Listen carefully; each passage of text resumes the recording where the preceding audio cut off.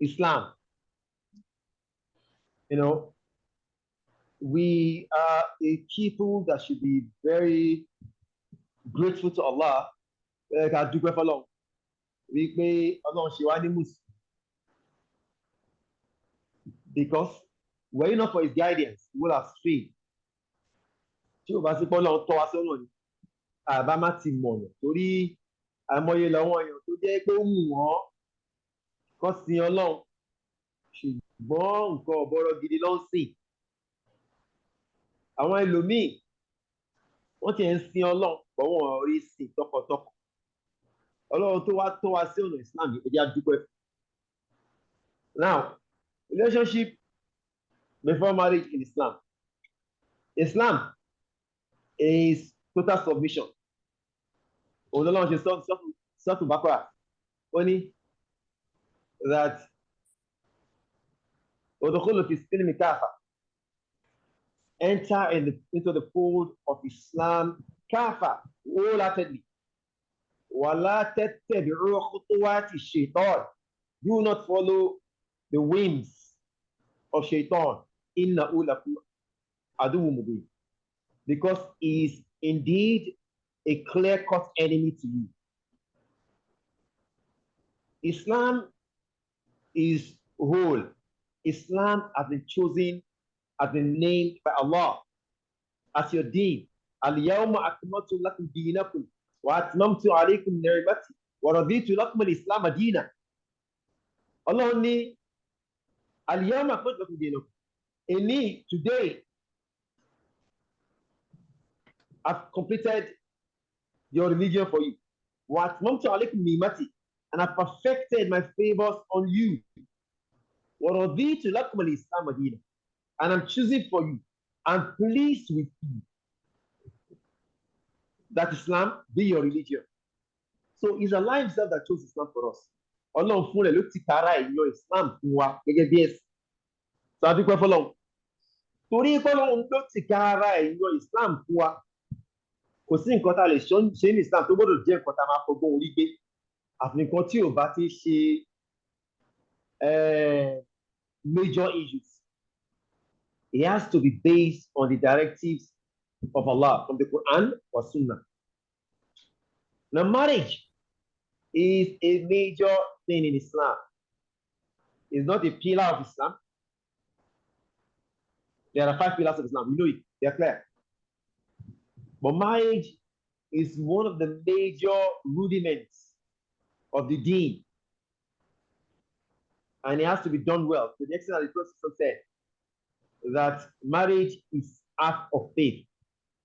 Marriage is act of faith. Ṣẹ̀rí ìgbéyàwó tẹ̀ sí yẹ̀ o, ìdajì ẹ̀sìn ni. Ó wá ní tá a bá ti mójútó ìdajì, ká lọ mójútó ìdajì tó kù. Wọ́n sọ pé ẹnikẹ́ni tí ó bá ní òun kọ̀ òun ò ní ṣe ìgbéyàwó, ó ní pé lọ́jọ́ bẹ̀rẹ̀ sí àmọ́ àlẹ́ ìsàmínì kò ní jẹ́ lára àwọn èèyàn tó máa gbé dìde pẹ̀lú. Lọ́jọ́ bẹ̀rẹ̀ sí àmọ́ yẹ́n mọ̀ lọ́jọ́ ó kún làbùnà sí bí ìmáàmìhìn, ọjọ́ tó yẹ pé Ọlọ́run máa gbé gbogbo ọwọ́ yẹn dé pẹ̀lú àwọn ìmáàmù wọn. Àwọn ìmáàmù oríṣiríṣi máa wà, wọ́n wá dúró lẹ́yìn ànábì wọn. Lára àwọn tí wọ́n máa yọ èèyàn kan lóhun dúró báyìí, wọ́n á yọ bí ìjìyà lẹ́yìn ànábì tó bá ní pé òun gbé láyé yìí, òun ò ṣègbéyàwó deliberately, yàtọ̀ sí pé circumstance ló fà á tí òun ṣe, bọ̀ pé èmi ò ní ṣègbéyàwó. Ẹni tó bá ti choose ẹ̀ lórí ìgbéyàwó kí á mọ̀. Ànímọ̀sán sọ pé wọ́n máa yọ ẹni ẹbí ìjìyà lẹ́yìn òun báyìí. So marriage is a key concept in Islam that has to be adhered strictly to. So 2 things are clear. Islam is a way of life. Islam has been chosen by Allah, and we have to do it the way Allah has directed.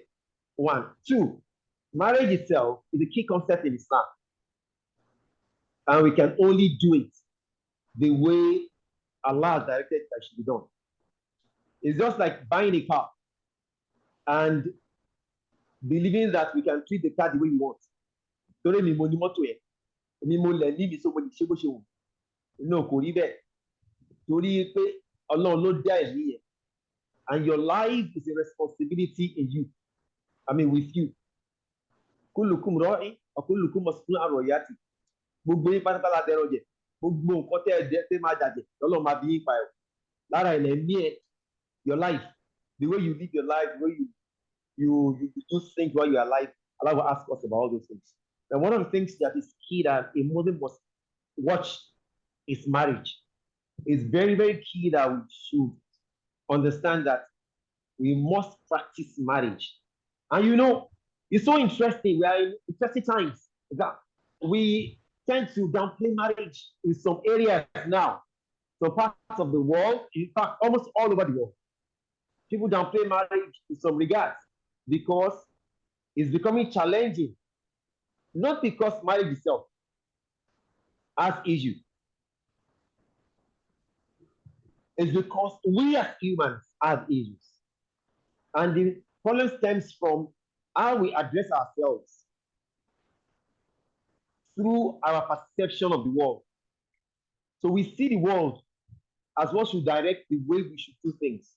We don't understand that we should look at the world and see how we can use the teachings of Islam to direct our lives.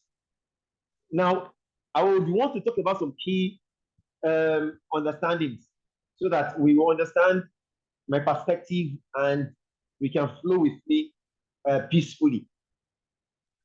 All of us are results of things we've all gone through in life. We've gone through a lot, all of us.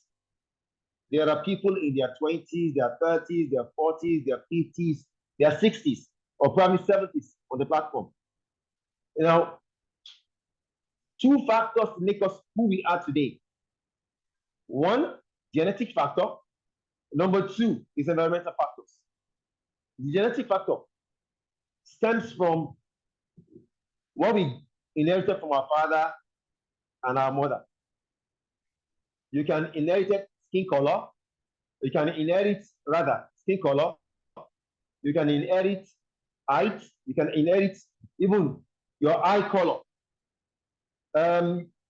Your body size. The way you speak. Your mannerisms. You can inherit it from your gene. All these things also, some of them can still be affected by the environment. Your behavior can be affected by the environment. Your intelligence can be affected by the environment. Even though you can inherit from your gene, from your genetic composition, you can inherit your intelligence from your father or your mother. But the environment still has a role to play. Now, environment has been seen to even have more influence than the genetic factor in some areas. And so as we grow, our exposure, in fact, before we were born, the things that happen to us in the womb, they affect what will happen to us in our early life. And the things that will happen to us in our early life will affect the way we think when we become preteens. How we'll be thinking as teenagers is going to be affected by the things that will have affected us in our preteen years. And the way we'll be thinking as adults will be affected by the things that will have happened to us as preteens and teenagers. And so when we become career people, when we become husband and wife, the way we behave will also be influenced by the things that have happened to us before we became husband and wife, before we became career people. So you can see that when you think about marriage as not being so useful, it's not just that your thinking is just coming up today. The thinking is a process that have been affected over the years, even before you were born. So there's a new, not so new, a discovery in neuroscience now. It's been on for some years now, that children that are born They start learning when they were in the group. A research was done. They took two groups of women that were pregnant. One group, they taught them nursery rhymes. The second group, they did not teach them any nursery rhymes. So the group they taught nursery rhymes when they were attending antenatal clinic. The second group, they did not teach any nursery rhymes as they attended antenatal clinic. When the two groups gave back to their children, they put the two groups of children together and they taught them nursery rhymes. And they saw that the children whose parents were exposed to nursery rhymes during pregnancy, they learned faster the nursery rhymes as they grew up, showing that they had started learning the nursery rhymes before they were born. And so sometimes we think that a child has predisposition to mathematics because he loves numbers at the age of 2, 3. We don't realize that that child has an exposure to numbers when the mother was pregnant. Have you ever heard that Jewish mothers, what they do when they are pregnant is that they go ahead to learn calculus? Jewish women, when they are pregnant, they learn calculus so that their kids can be very smart. They can be super smart. So you will see today, when you look at Nobel laureates, the highest winners are Jews. Up to about 40% to 60% of Nobel laureate winners, they are Jews. But the population of Jews in the world is just about 0.2% because of the kind of grooming they keep their kids. So, in a nutshell, my point in going this route is, how do we become who we are, the way we think? Why do we perceive marriage the way we perceive it? So now, as Muslims, we need to understand that we don't have any alternative. There's no way. Kò sí bá ṣe lè fẹ́ ronú pa ẹ̀ rárá. Òun náà ni pé ká máa ronú pé marriage o, ìgbéyàwó o, wájìbù ni fún Mùsùlùmí, ọ̀ranyàn ni. Téèyàn bá ríyàwó tó dẹ̀ ń ṣègbìyànjú láti wáyàwó tó fi kú, ọ̀tọ̀ ni. Téèyàn bá rọ́kọ tó dẹ̀ ń ṣègbìyànjú tó fi kú, ọ̀tọ̀ nìyẹn. Bọ̀ kéèyàn kọ́ wà tó ní mi ì ní fẹ́ ọkọ, mi ò ní fẹ́ yàwó. Kò tọ́ súnà. Ìkíní nìyẹn. Lẹ́yìn yẹn ni pé kí ni àwọn nǹkan tó yẹ ká tiẹ̀ wá ṣe tá bá fẹ́ fẹ́yàwó náà. The first thing òun náà ni pé mindset bóyá kọ́kọ́ wá ṣe rí. Ṣẹ́rí, there are 3 principles I adhere strictly to from the Quran al-Karim. The first principle, Allah says in Surah Al-Ra'd, Allah says, Inna Allah yughayyiru ma biqawmin hatta yughayyiru ma bi anfusihim. Allah will never change the condition of a people until they change what is in their hearts. Ìyẹn ni pé Ọlọ́run yí ipò àwọn èèyàn kan padà àyàfi tó ọgbọ́n bá yí ipò tó wà lọ́kàn wọn padà. Kí ni ìdí eléyìí? Òun ni pé téèyàn bá wò lọ́pọ̀ ẹ̀ pé ìlú ò tiẹ̀ dá mọ́, mi ò lè rí ìyàwó dáadáa fẹ́, kí láǹfààní? Ẹni ò ní rí ìyàwó dáadáa fẹ́ o. Gbogbo àwọn obìnrin tó máa àgbákò ló máa kú. Ṣùgbọ́n tó bá wò lọ́pọ̀ ẹ̀ pé ìlú lé lóòótọ́ oríṣiríṣi ọmọ ló wà ń ta ọ̀pọ̀, Ọlọ́run á fèmí ìyàwó alálùbáríkà tó máa gbàgbọ́ yé ẹ̀sìn. Ọlọ́run á lè gbé kó. Tọ́lá ní mo sọ pé Allahu fi àwọn ìbàdí wípé Ọlọ́run ó wà ní ipò tí ẹrú ẹ̀ bá gbé sí. Ọlọ́run tó bá ti wèé pé Ọlọ́run máa pé ẹ, á pé ẹ ni. Tó bá ti wèé pé nǹkan tó fẹ́ Ọlọ́run á bẹ́ẹ̀ ṣe, Ọlọ́run á bẹ́ẹ̀ ṣe. Tó bá ti wèé pé nǹkan tó fẹ́ Ọlọ́run ò ní fún ẹ ṣe, Ọlọ́run ò ní fún ẹ ṣe, kò ń ṣèpè. Lóòótọ́ ó lè lé ńgbà míì lọ kí èèyàn rò bóyá òun máa tètè rí kó má tètè rí. Ṣùgbọ́n bí èèyàn bá ti ṣe ń rò sí ló ṣe máa rí. Ìkíní nìyẹn. Ìkejì òun ni pé Ọlọ́run sọ nínú sọ́tò Najm as the second principle. Wa laysa lil insani illa ma sa'a.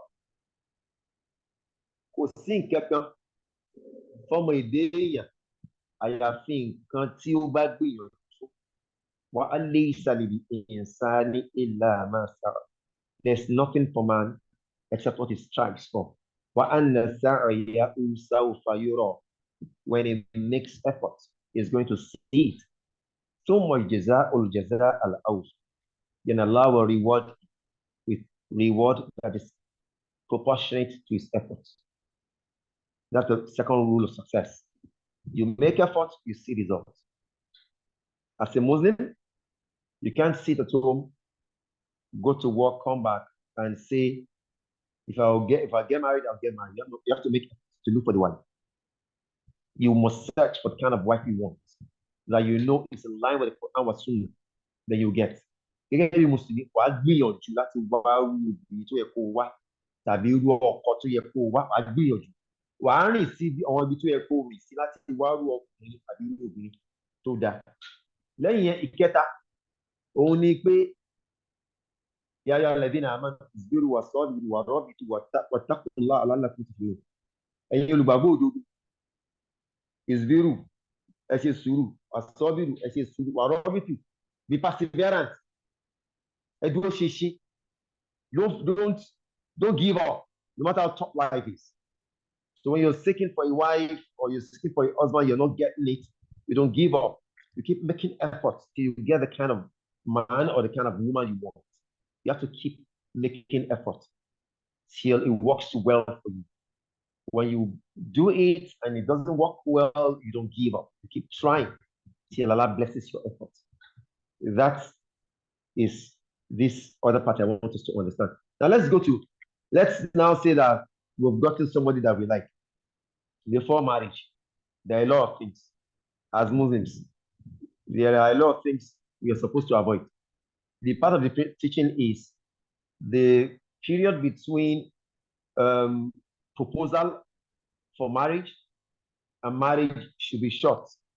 Definition of short is relative, but it shouldn't be long to endanger exposure to zina.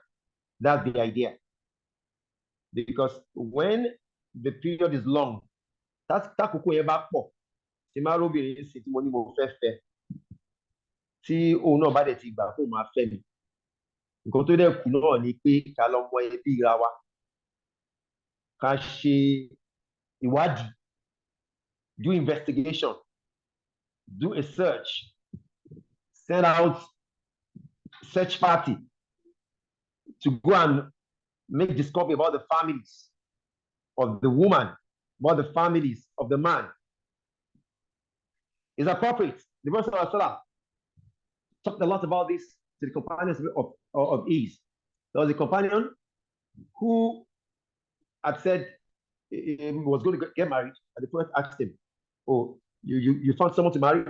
He said, "Yeah, I got an Ansari woman." The Prophet said, "Oh, you have to go and check. In fact, go and check the family to be sure, because some of the families in Ansar, they have some disease in their eyes. So if our own family has it too, and it's something you don't like, you don't have to go ahead.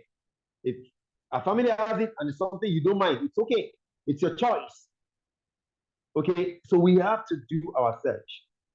If you're somebody who is very reactive to some things, and the family want to marry, love doing those things, the marriage may not work out well.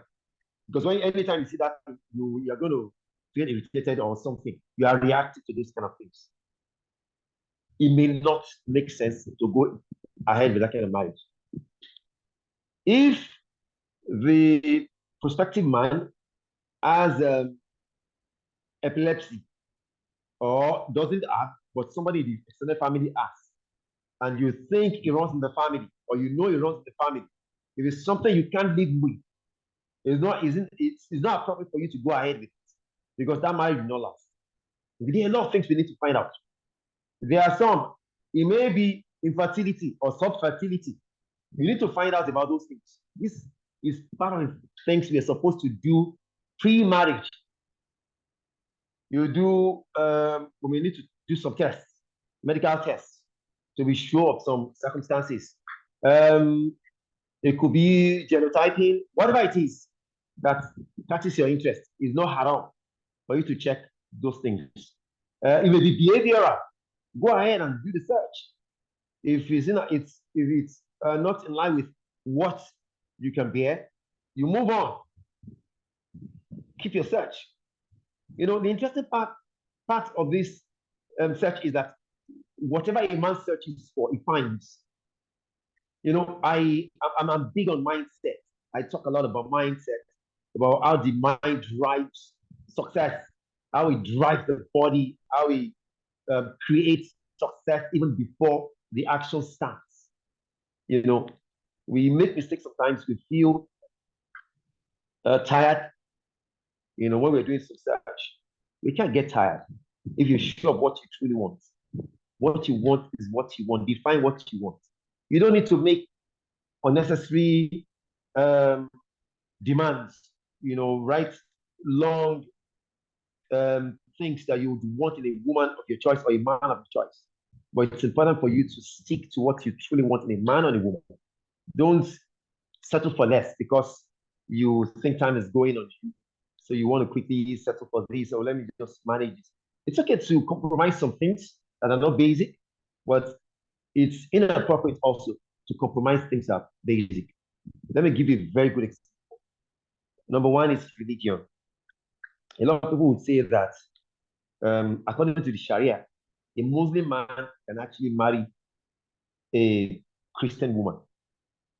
But some scholars have come out recently to say that because of the way things are, and we have a lot of Muslim sisters that are also looking for Muslim brothers, it will be inappropriate for a Muslim brother to see Muslim sisters who are available and will go ahead to marry a Christian woman. Because what you're doing is you're jeopardizing the chance of that Muslim woman of sustaining her deen. You may say that doesn't mean she doesn't understand Islam. No, it's just public trials of this world that what we want, when we don't get it where we think we can get it, if we now go somewhere else, if we find it there, we may cross even our beliefs. We allow not to test us with our beliefs. So we owe the responsibility. Not that you must marry somebody that is not likable to you, but it's important for you to understand that you should consider, because love actually can be built. I look at people when they talk about arranged marriages. People talk about arranged marriages with a lot of disdain, and I didn't go through arranged marriage, but I've heard of people that went through arranged marriages and they've had successful marriages. We've had people do that at the arranged marriages that flopped. But what is clear to me, as someone with some background in psychology also, is that love can be built and love can be repaired. The only thing that must be done is that the two people that are involved in the love must be committed. So when two people understand that they want something in common from a relationship, what sustains that relationship is the interest of the people involved, the commitment of the people involved, the die-hard commitment of the two people involved.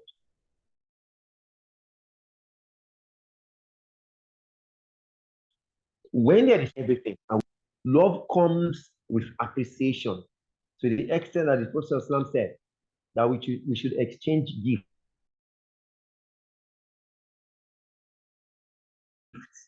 to increase love. So one of the things we can do during that time of waiting, apart from research and investigation about ourselves, is that we can also be exchanging gifts.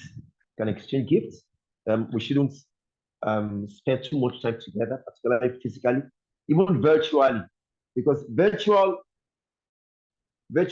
relationships now, they are as good as physical relationships.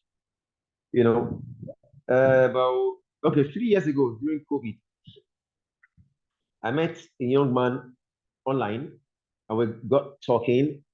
And then we had our first virtual meeting on Zoom. And then after that, we kept talking. And after the period of lockdown, we had a reason to see physically. And I was trying to tell him to see me one street away from the last office. And I was like, I don't know your last office. I'm like, but you met me there. He said, no, I've never been to your office. You came to my office. We had a meeting there. You were there. And he said, no, he insisted. It was not until he came physically. And we sat down together and we spoke that I actually agreed that actually what I thought was a physical meeting was a virtual meeting on Zoom. To the extent that I was thinking that that virtual meeting we had in my head was programmed like a physical meeting where I sat to do the Zoom meeting was my office. And I thought the guy came to see me in the office and sat opposite me and we're talking. So virtual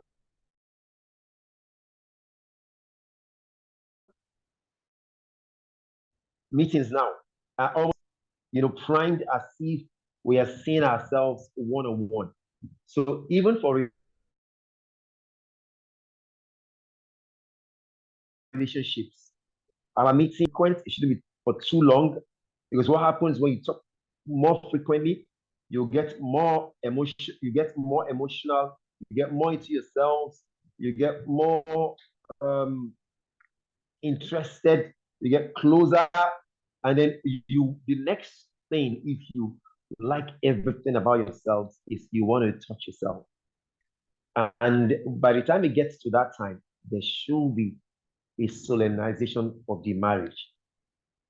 Islam doesn't accept physical contact before marriage. And Allah has made marriage easy in Islam. Marriage is so simple.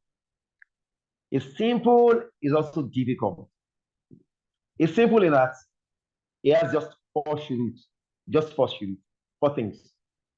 Number one, proposal, consent. Ijaba kubul. That's number one. Number two, you need consent of the wali. That's the father of the woman. If it's a virgin, if it's a virgin, the person can, if it's matron, maybe a divorcee or a widow, the person can give herself out in marriage, or still, they can still be a wali. Then you talk about dowry, and then you talk about two witnesses, and then the marriage is done.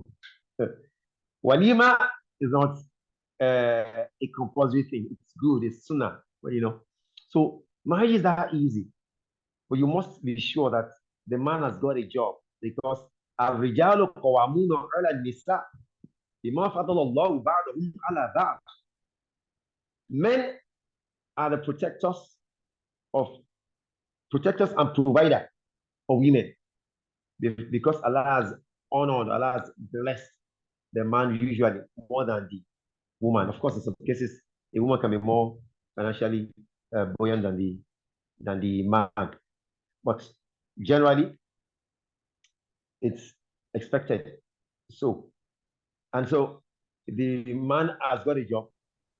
In our part of the world, we make it so difficult. All a man needs is a job and a house, a decent house. It doesn't have to be a mansion. Okay, if he has a stable job and the man is hardworking, he's not a lazy man. He just pick the job so that he can see that he has a job to quickly marry. Okay, he's got a job, stable job, he's got a house. I mean, the guy can marry.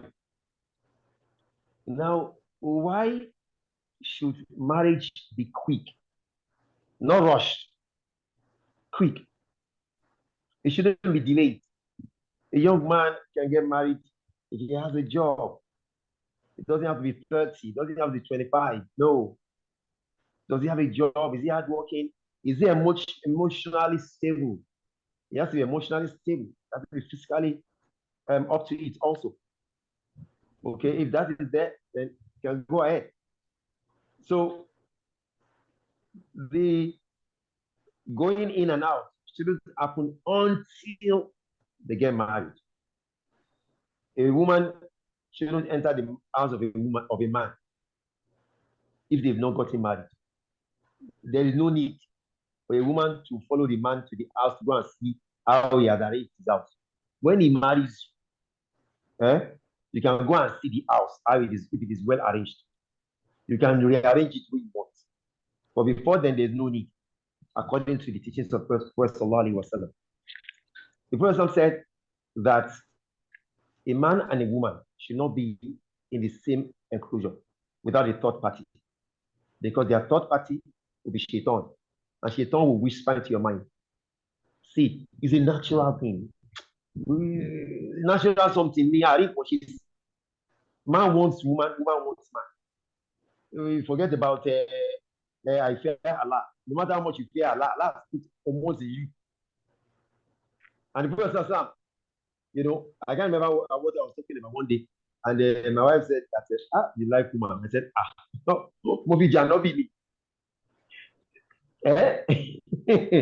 Mobi Janobini. And one of the things he said categorically is that he loves women. It's natural.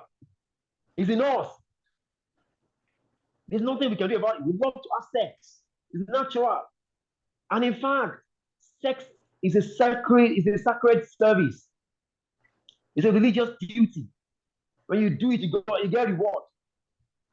So a young man who has a good job should not delay marriage, because the day he gets married, all the rewards he used to get in half, he start getting the full. I will say it again. A young man, maybe he's 23, 24, he's gotten a good job. I'm not saying he should rush, but he should have it in plan. All the salah is playing all these days. He's getting 50% mark, 50% mark. The day he gets married, when he says salah now, he's getting full, 100%. Because now he has blocked the other half of his deen. So let's encourage our young people to get married. Our old, those that are not young, that fell out of marriage, let's encourage them. Let them go for therapy. Let them go for counseling to get over their loss and remarry. Marriage is beautiful. There are a lot of benefits in marriage. You know, it's not the things that we're talking about today, but you know, emotional health is there. Physical health benefits are there. See, even performance, productivity at work is there. When you're married and you have sexual intercourse under the roof of marriage, the productivity is different. So let's, encourage our young dudes to, get married early, teach them the things they need to do. We can coach people in emotional intelligence. We can coach people in grit and resilience. When people know, when they understand that the more they go through life challenges and they're able to cope, the stronger they get with life and the more they're able to achieve in other areas of life. They want to do more. So may Allah make it easy for us to understand all I've said. Let me just quickly go over a few of the points I've raised. That Islam is our deen and is not our choice. It's Allah that chose it for us. Islam is the deen that Allah has chosen and is in love with for us. Also, the marriage that we're talking about is a major concept in Islam, and we cannot push it aside. A lè rọ sẹ́gbẹ̀ẹ́. Ìgbéyàwó kò ń ṣe nǹkan kékeré ní Islam. Ìdajì ẹ̀sìn ni, a whole half, 50%. To the extent that those that are not married, àwọn tó ẹ̀ tí married, tó bá ń kírun, ìdajì ni. But tó bá ti marry báyìí, ládàá wọn máa dodidi. Láwọn àfáà kan ṣe tú nìyẹn. Now, the marriage, we can't give up in search. Àmàmà wá ìyàwó tó dá, ọkọ tó dá fúnra wa ní. Lára ìpèsè táwọn bí sọ pé a máa ṣe fún àwọn ọmọ tá a fẹ́ bí nìyẹn.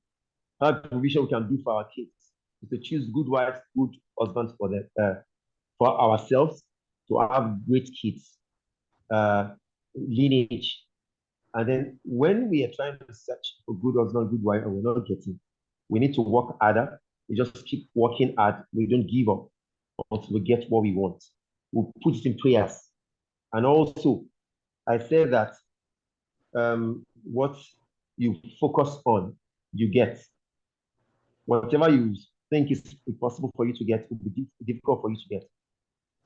And when we now get somebody we want, male, female, what we need to do is to keep checking the limits. Let's check the limits. We shouldn't be in the same place. We shouldn't live together until marriage. Marriage is not difficult at all in Islam. I talked about the four principles around marriage that makes the man lawful and the woman lawful. May Allah make it easy for us to be good, better Muslims. May He bless our marriages. There are a lot of technicalities around marriage itself so that our marriages can last, so that the world can become a better place. أقول قولي هذا واستغفر الله لي ولكم. السلام عليكم ورحمة الله وبركاته. Yeah, alaikum assalam wa rahmatullahi wa barakatuh. I want to say a big jazakumullah khairan to our dear doctor for that introduction to the topic of discussion, which is relationship before marriage. Adúpẹ́ fún Allah subhanahu wa ta'ala. Tẹ́ bá wo gbogbo nǹkan tó sọ fún wa, these are things you and I tá a ti gbọ́ rí. These are things tó ti sọ létí wa rí. These are things we see from our parents at times practicing. These are things, we hear so many things. We see so many things. Táwọn èèyàn ń ṣe lójú wa tó ṣe pé yes, some of us would love to copy it. Some of us would love to listen to whatever advice they want to give to us.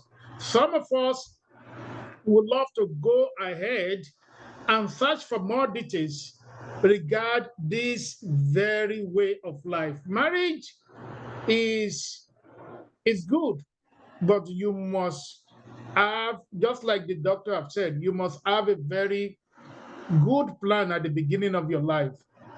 Does not really matter that until when you get to 25, the doctor just said it.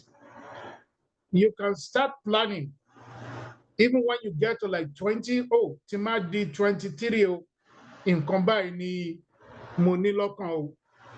Then one of the àwọn our parents, our parents, is also to observe you as you are growing in the house, as a female, as a boy, a girl.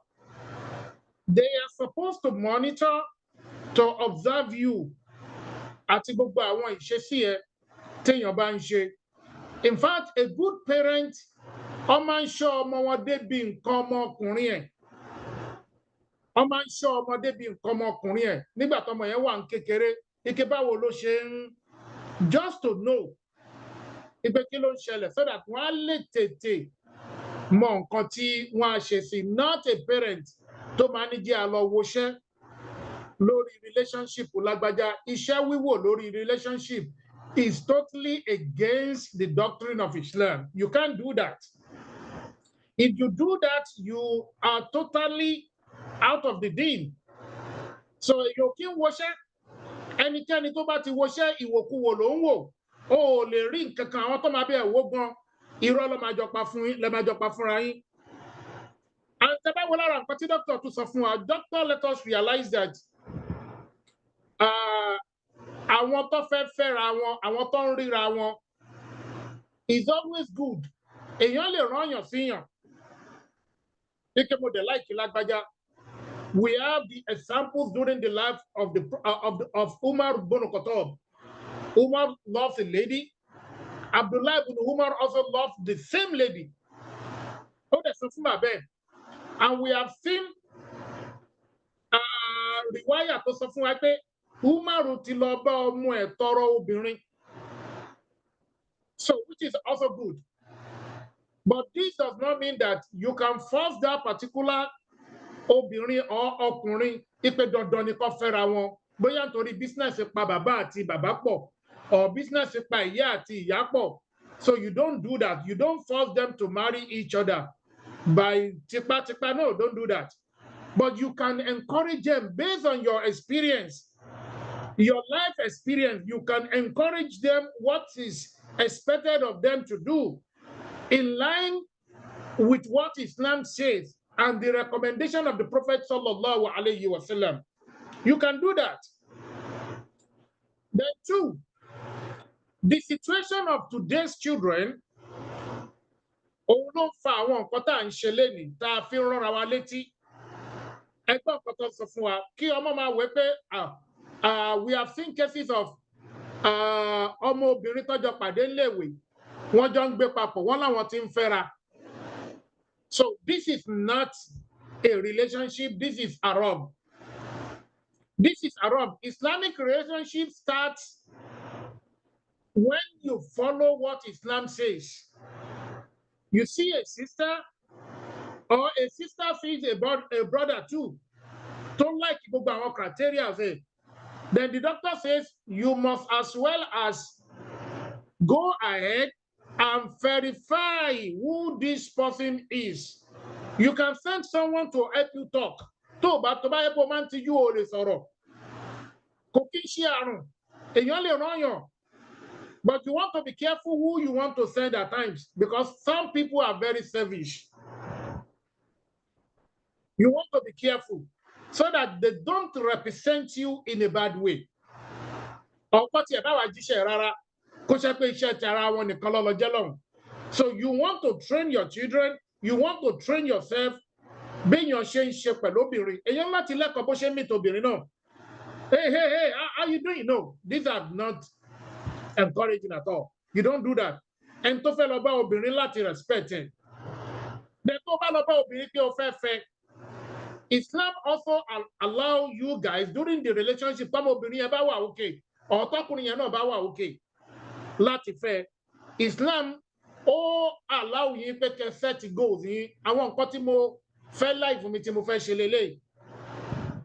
Kò ń ṣe àwọn marriage tá à ń rí lẹ́nu tó ṣe pé you just want to dominate. Ẹlòmíì ò tiẹ̀ fẹ́ kí ìyàwó òun kó tiẹ̀ lọ ipe kó ṣiṣẹ́ ó ti pé iṣẹ́ gan ipe náà òun láti ṣiṣẹ́ ìwọ́de rẹ̀ kò ń ṣe pé o níṣẹ́ lọ́wọ́ kò ń ṣe pé o níṣẹ́ kankan lọ́wọ́. So àwọn kìíní yẹn láti jókòó pé àmọ́ kàwé sí o I'm just 20 tó bá di 21 mo ti ní mind pé or 22 pé máa marry but mo ní mind pé if tó bá ready máa kàwé sí o. But púpọ̀ nǹkan tá à ń sọ yìí kò require pé o máa lọ sílé ọkùnrin yẹn àbẹ́ ẹjọ́ máa gbé nínú school no. Eléyìí ti bọ́ sí haram. Kò dẹ̀ lè wá máa ṣe ń jẹ fún ẹ nílé ó lè fún ẹ ní gift as a sister. Ìwọ náà lè fún ní gift. But sister, I want to say this to you, please. If you know that you are not ready for a relationship, don't take anything from your brother. Tètè jẹ́ kó mọ̀ pé you are not interested. Then two, brother, if you know that relationship kò lè pay ẹ, don't even go into it at the beginning. Mama lọ wé pé kó má lọ jẹ́ pé irú ẹ àwọn tó yẹ pé yes choice yín ga gan. Àwọn nǹkan tẹ́ ẹ máa ń wò ga gan. So you want to be careful. Bóyá àárín Lagos Island ló ń gbé ni àbáwọn ibi tó ń gbé ó dẹ̀ yìí rí pé ó fẹ́ lọ sí school tó yìí máa rí so much sister so many of the sisters ní schools. You want to be patient. So that èyí tó fi sílẹ̀ lé o ní sọ pé no again nítorí pé kò kàwé àbọ̀mọ̀ ìyá tó ń tàmọ̀là ni ta ló sọ fún ẹ pé ọmọ tó ń tàmọ̀là ò lè padà ní kinní. So you don't break relationship anyhow téèyàn ò bá ti fẹ́ kan àbùkù. See, obìnrin can deal with you in so many ways. Tó bá bí Ọlọ́run lé ẹ lórí kó ṣàbòsí fóun àdúrà yẹn á ṣe. So you want to be careful. You don't just go into relationship anyhow. Then you don't go for a relationship at the same time in a way that the scholars of today, some of the people are totally in control. No, you don't do that at the same time. Then our doctor sọ fún wa pé lára nǹkan tá a gbọ́dọ̀ consider wọ́n ní ìjáàbù alukubur. offer and acceptance. Ọmọ yẹn bá mi sọ̀rọ̀, èmi náà bá sọ̀rọ̀. Àwọn parents wa lọ́lọ́ tọrọ náà ni, but I tún máa jókòó padà. Àwa méjèèjì ká jọ wí pé a dẹ̀ máa ní ẹni tó máa wà ń bẹ̀ tí ò kì í ṣe nínú kọ̀rọ̀. Ẹni yẹn gbọ́ nǹkan tá a sọ, kò gbọ́ nǹkan tá a sọ, kò sí èyí tó kàn yín méjèèjì. But ó láti wà ń bẹ̀. Ẹ̀ẹ́dẹ̀ lè dọ́kítọ̀ dẹ̀ tó sọ fún wa pé kò sí nǹkan tó jọmọ́ pé mo fẹ́ lọ wo bí ilé ṣe rí, ibi tí mo fẹ́ lọ máa gbé, kò sẹ́ni tó rán ẹ níṣẹ́ yẹn for now. Tó bá dẹ̀ ti rí pé o like ọkùnrin tó propose sí ẹ, you want to say yes. Nígbà tó ti ṣe gbogbo verification yẹn, bóyá o lọ sádùúgbò, o béèrè irú ẹ̀ wò, oníkàwọn èèyàn bẹ́ẹ̀ ṣe findings, o wá àwọn scholars around you, kọ́ bẹ́ẹ̀ ṣe findings tó ń kírun. Ilé wo ló ti wá? Wọ́n ti sọ fún wa, eke bóyá ní wárápá ń bẹ̀ ni. Bóyá bàbá wọn náwọn kankan tó ti ṣẹlẹ̀ rí. Bóyá ọmọ yẹn inherit àwọn ìwà kan tó burú. He told us our behavioral kìíní náà, you just have to look into those things. Because tó o bá ti lò ó lè jẹ́ pé ó mu sìgá, ó lè jẹ́ pé ó mu ọtí, ó lè jẹ́ pé tó lọ sí club ni, and all those things you don't like it. And at the time tó wá bá ẹ, ó farapamọ́ fún ẹ. Most of the time, ọkùnrin máa ń farapamọ́ tó bá fẹ́ wá bá obìnrin. And most of the time, obìnrin náà máa ń fẹ́ show pé saint lòun náà tó bá ti ń bá sọ̀rọ̀ ipò fẹ́fẹ́. So you want to do the same thing as well by making sure you have someone who is going to help you láti mọ ọmọbìnrin yẹn in details. Ilé tó ti wá, ta ni màmá, ta ni bàbá, ọmọ ìlú wo ni wọ́n, kí ni ìgbésí ayé wọn, kí ni àṣà wọn, ṣé kò ń ṣe àṣà tó tako ẹ̀sìn, ṣé kò ń ṣe àwọn àṣà pé tọ́mọ bá ti fẹ́ kinní wọn àwọn gbọ́dọ̀ fẹsẹ̀ létọ̀, àwọn gbọ́dọ̀ lọ yẹ iṣẹ́ kan wò náà. You want to be careful so that àkídà yín ò ní dàrú along the line. Ọmọ yẹn lè ti ní the same training from the family lórí àkídà yẹn, lórí ideology yẹn. So you want to be careful before you go into that marriage so that you don't blame yourself at the end of the day. And you start saying, I regretted I married you, you know. Kò gbọ́dọ̀ jẹ́rù wọ́n ló ti ẹ̀yẹ kí n fẹ́ láti bẹ̀rẹ̀. Story ẹ̀ pọ̀, o la fi ń sọ́nsìn pé a ń láti prepare ara wa lórí àwọn nǹkan tá à ń ṣe before kó tó bọ́. Wọ́n sọ ilé fún wa, wọ́n anáwọn ọmọbìnrin míì tó pé yes, kò mọṣẹ́ ilé ṣe rárá, kò ń ṣiṣẹ́ ilé, wọ́n náà lẹ́ni. You want to search seriously lásìkò tá a wà yìí. Kò ní káwọn èèyàn bẹ́ẹ̀ wò ó wá lè ṣe gbogbo ilé ìbáyé pé kọ́mọ ẹ wá máa dáná fún ẹ lé aráàmù lélẹ́yìí. By extension, bóyá wá di inú àwẹ̀ irú ọmọ yẹn tiẹ̀ ń gbóúnjẹ fún ẹ, eléyìí ò kì í ṣe aráàmù, oúnjẹ ló gbé fún ẹ, kò wálé ẹ wá ṣe oúnjẹ o. Oúnjẹ ló gbé fún ẹ, má gbàgbé pé àwọn tó ń tàmọ̀là ládùúgbò yín yẹn náà tó máa lọ ń ràmọ̀là. Nígbà táwa wà ní kékeré, wọ́n máa ń polówó oúnjẹ lóru báyìí ni lẹ́kọ̀ọ́. Kìíní kan o, ẹ̀ra iyán rí ọbẹ̀ rẹ̀, wojú ọbẹ̀ múyán o, all those things, you know. Kéèyàn wá ní àràmù nìyẹn, ebi apẹ́ àfa o, omi ló mú fi jẹ sàárì o. Tó bá dẹ̀ máa fi di ìṣínú, ó máa wò ní kó tó di ìṣínú, ebi apààyàn o. So you want to understand the basic knowledge you need to understand about Islam. Nǹkan tí Islam require, excesses you want to quickly detach yourself from it. So the doctor also told us that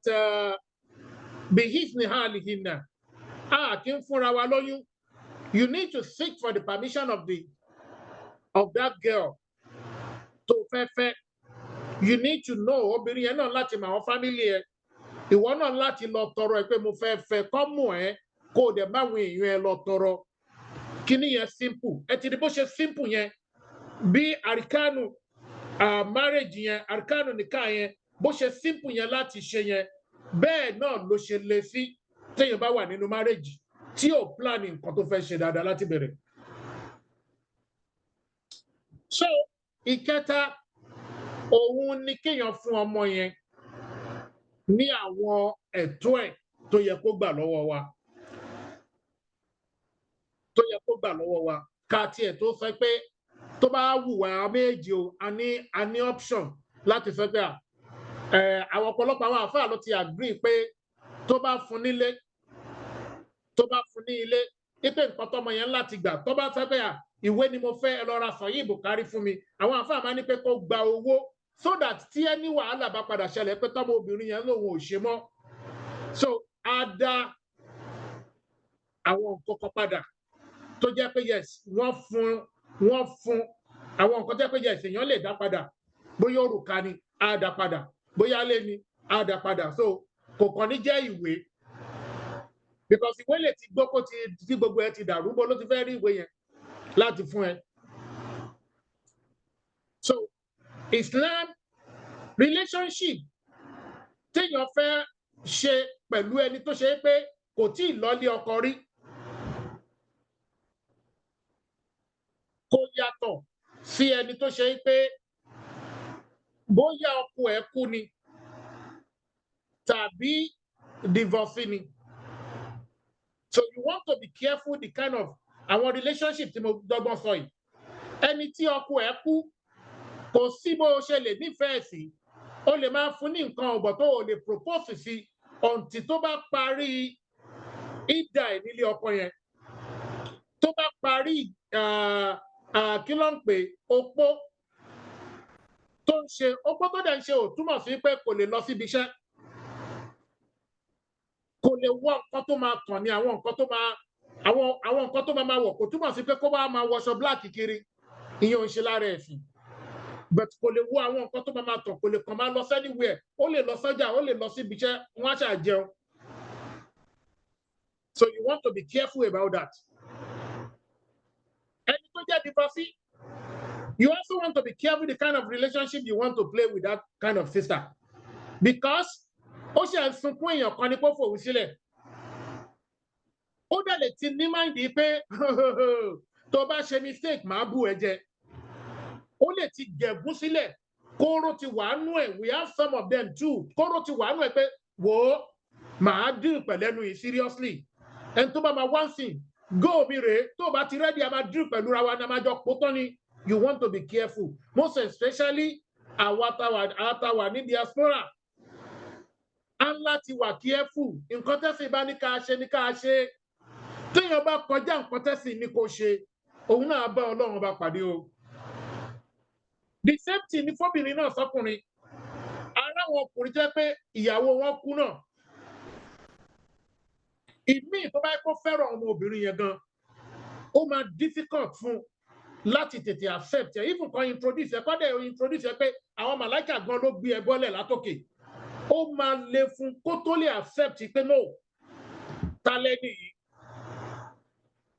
so ó ní mind tó bá sọ àwọn ọ̀rọ̀ kọ̀ọ̀kan jáde ńgbà míì ó lè bọ́ sápò ìbínú ẹ so you want to be patient pẹ̀lú àwọn tí mo dọ́gbọ́n sọ̀rọ̀ wọn yìí so ẹ jẹ́ kí n dọ́gbọ́n dúró bẹ̀yẹ kí n wò bóyá question wà ní o bóyá náwọn tó fẹ́ contribute sórí nǹkan tí à ń sọ lẹ́nu because these are things tó ṣe pàtàkì nínú ìgbésí ayé wa àwọn èèyàn wọnú marriage wọ́n ń fi sílẹ̀ why kí ló dé tó fi rí bẹ́ẹ̀ àwọn èèyàn understand pé marriage ilé ibẹ̀ ló ń pè ní endurance ibẹ̀ ló ń pè ní accommodation ibẹ̀ ló ń pè ní sacrifice ibẹ̀ náà ló ń pè ní kíni trust ibẹ̀ ló ń pè ní obedient ibẹ̀ náà ló ń pè ní kíni o kí ló tún kù náà tí mo máa ń sọ fáwọn èèyàn respect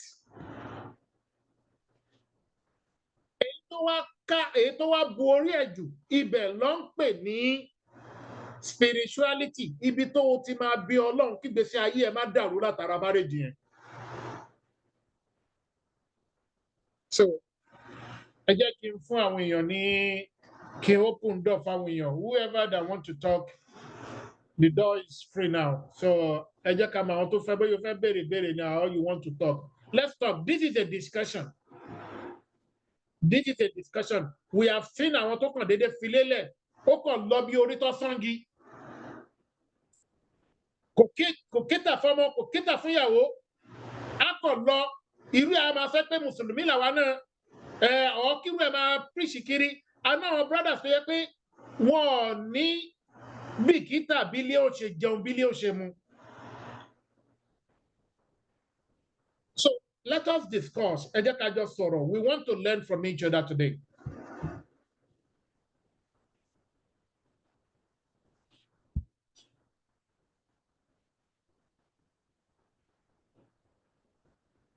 Ṣojú yìí tí wàá ní. Ẹ má gbàgbé topic wa. Relationship before marriage. Báwo ló ṣe yẹ kó rí? And Dr. Abdul Fattah Olajobi wọ́n ti fún wa ní a very deep introduction and how the relationship supposed to look like. And he told us that relationship kò gbọdọ̀ look un-Islamic. Ó gbọdọ̀ wà Islamic from the beginning títí di ìgbà tọ́lọ́run bá sọ pé marriage yẹn yóò tó. So you want to be careful níbẹ̀ yẹn náà. Ẹ wo bí mo ṣe fàágùn, so you want to be careful lérí àyẹn náà so that èèyàn ní bọ́ síbi ẹni tó kàn ń ṣe ṣìnà pẹ̀lú ọmọ ọlọ́mọ lóbìnrin ìyàwó oníyàwó at the end of the day wà wá lóò ṣe mọ́, you know. So ẹ jẹ́ ká contribute kí ni opinion tiwa náà lórí àwọn kìíní. All right, Sister Aziza. Assalamu alaikum. We want to see Assalamu alaikum. Alaikum salam. Sir? Walaikum salam. We want to see who is talking to us. And this is the beauty of the program. Taba sọ̀rọ̀ kan, ẹ lè tún pa ojú yín yẹn dé, no wàhálà. Okay, go ahead. So I have a question, and it's in regards of marriage, just like the topic. So what if tó bá jẹ́ pé àwọn èèyàn tó jẹ́ pé àwọn méjèèjì Muslim ni wọ́n, but bóyá kí obìnrin wà more devoted than ọkùnrin. So their marriage, they didn't really base it on Islamic rules. They just did it like the traditional marriage. And of course, not nikah in between just because they are Muslims. See, issue wa wà ní marriage yẹn, táwọn méjèèjì bá fẹ́ wá pínyà, are they, despite the fact that they didn't base the marriage on Islamic rules, how would they do the divorce? Are they going to do it in Islamic way or do it the Western way, since they didn't really practice the Islamic culture from the onset? Okay. The question says if they want Islamic nikah at all. Yeah, on she nikah. What's your nikah, right? Benny, sir. Benny. On she nikah, on she court marriage, but it's not based on the beginning of the relationship. It's not based on Islamic law, just like Bobo Fintetika, Sile, marry and all that. So it's not based on that. They just did the nikah because, of course, they are Muslim. People are expecting them to at least do that. But every other thing wasn't within Islamic guide. Okay. Dr. Olajobi, are you there? Yes, I'm here. All right, go ahead, please. Okay, so regardless of how much they follow the rules, since they are Muslims, they will follow the process of divorce as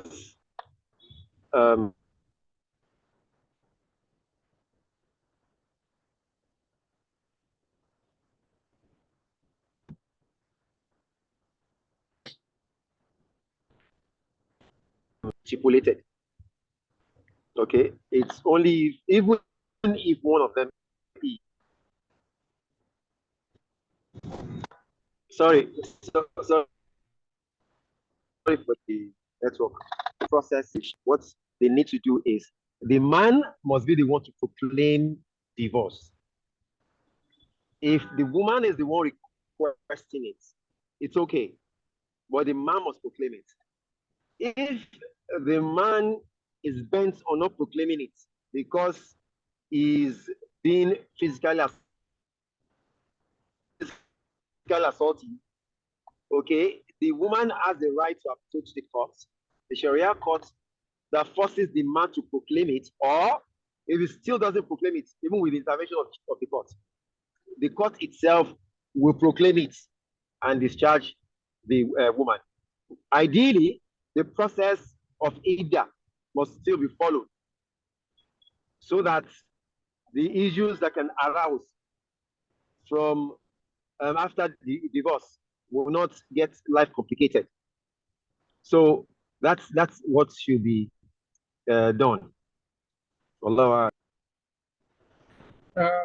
That is just the basic. Tí obìnrin bá ti rí pé yes, regardless of èèyàn follow àwọn Islamic home bó ṣe yẹ kó rí, regardless that, you must try as much as possible. Once tẹ́ bá jẹ́ pé ẹ ṣe nìkan tí ò ń ṣe court nìkan, tó bá yẹ pé court nìkan lẹ, tó bá yẹ pé court marriage lẹ lọ ṣe, èèyàn ṣe marriage yẹn láti lẹ̀, because Islam will accept ẹ̀, kò dẹ̀ ìdájọ́ wọn ò dẹ̀ follow nǹkan tí ẹ̀sìn sọ. But tó bá yẹ pé yes, ẹ ṣe nǹkan tó ń pè ní nìkan, ẹ láti make sure pé ẹ go through nìkan way láti fi ṣe divorce yẹn ni.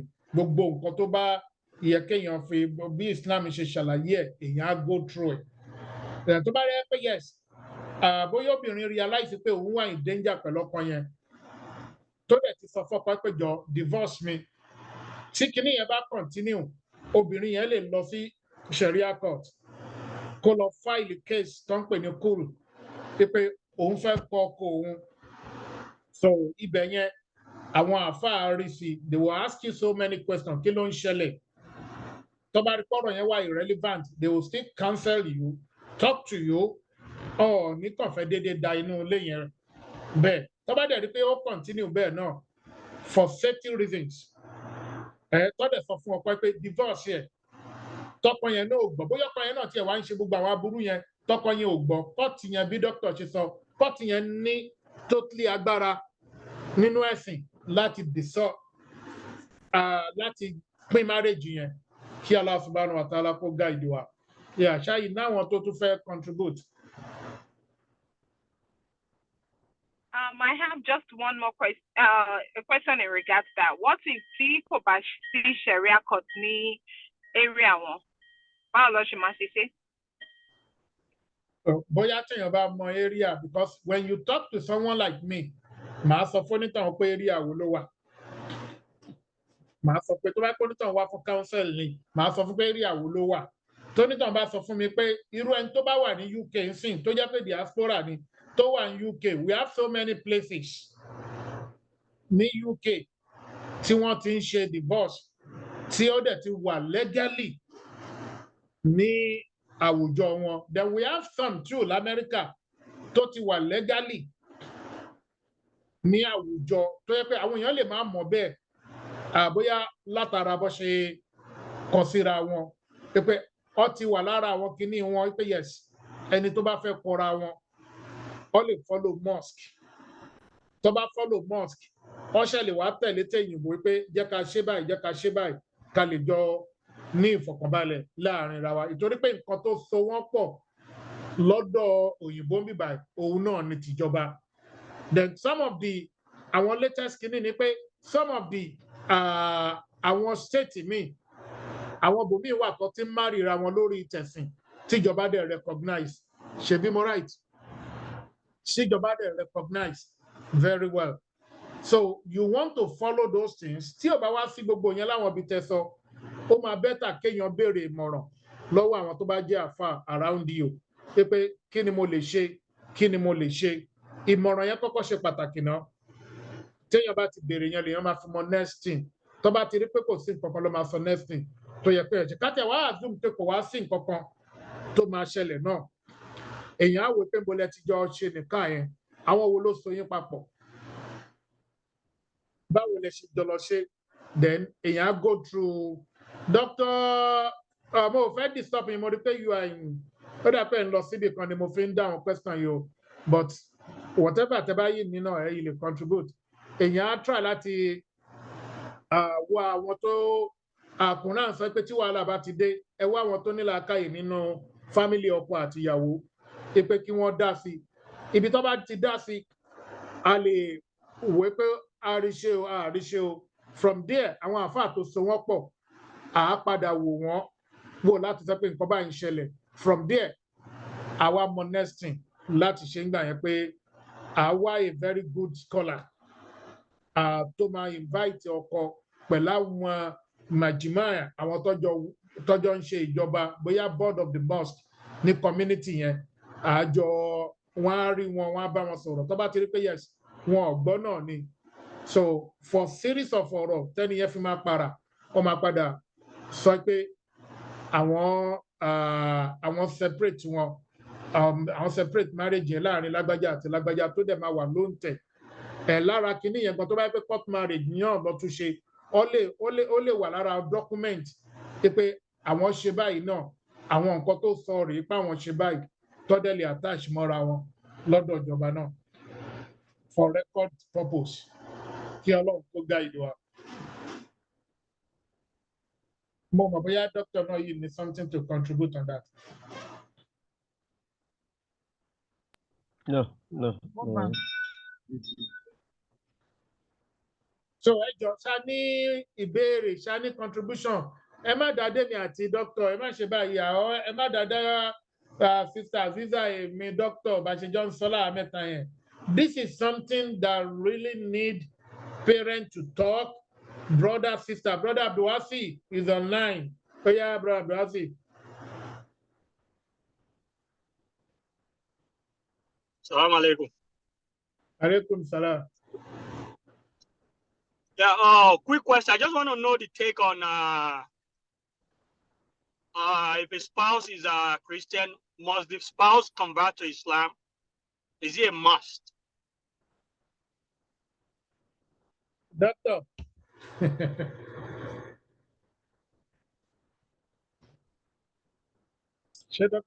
Doctor, are you busy? Okay, down where? Sorry, I didn't get the question. Sorry. The question says, is it a must? If obìnrin yẹn jẹ́ co-convert to Islam as a Christian, kéèyàn tó lè sọ pé òun fẹ́ fẹ́. Go ahead. Go ahead. Okay. Bismillahirrahmanirrahim. Islam sọ fún wa ó gbà wá láàyè pé a lè fẹ́ àwọn tó jẹ́ Christian.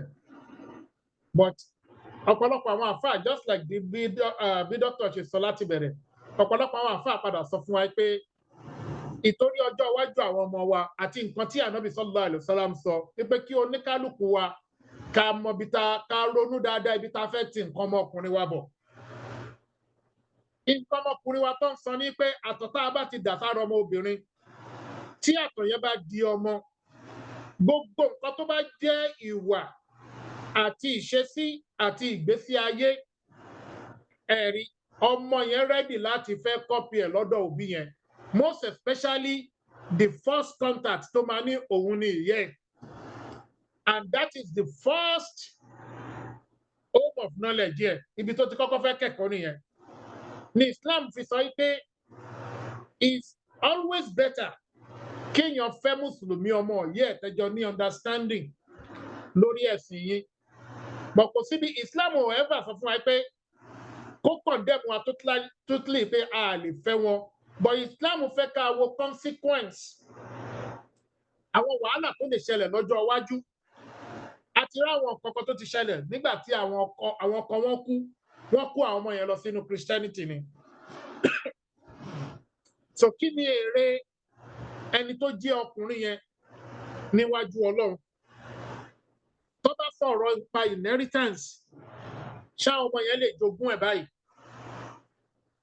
so these are things tá máa wò lódidi kéèyàn má bàa kọjá àlà èèyàn téèyàn bá ń lọ into marriage kó má ronú pa ara ẹ̀ nìkan àtìgbádùn tó wọn àtọmọ obìnrin yẹn jọ máa ní nìkan nǹkan tó máa tara àwọn méjèèjì jáde kọ́ plan ẹ̀ along ìrìn àjò yẹn ìyẹn ló máa jẹ́ kó ní a very good decision lórí nǹkan tó fẹ́ ṣe fọjọ́ iwájú wọn because téèyàn bá ti lọ mú ìyàwó tí ò ń ṣe ẹ̀sùn pẹ̀lú yàn ó máa ní wàhálà ẹ jẹ́ n fún yín lápẹẹrẹ mi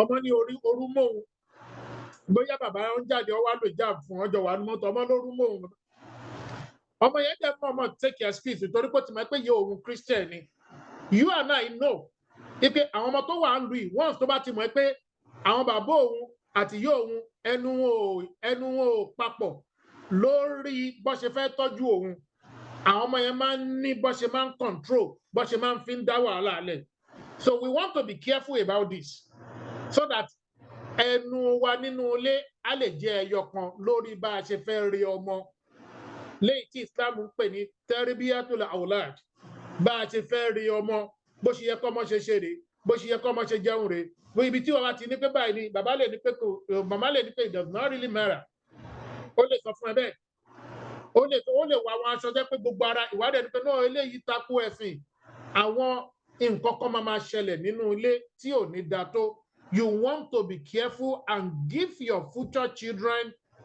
a good mother tí wọ́n lè emulate tí wọ́n lè copy tí wọ́n lè kẹ́kọ̀ọ́ lára wọn tí ìbéèrè ní ìbá tún wà kí Ọlọ́run kó guide wa.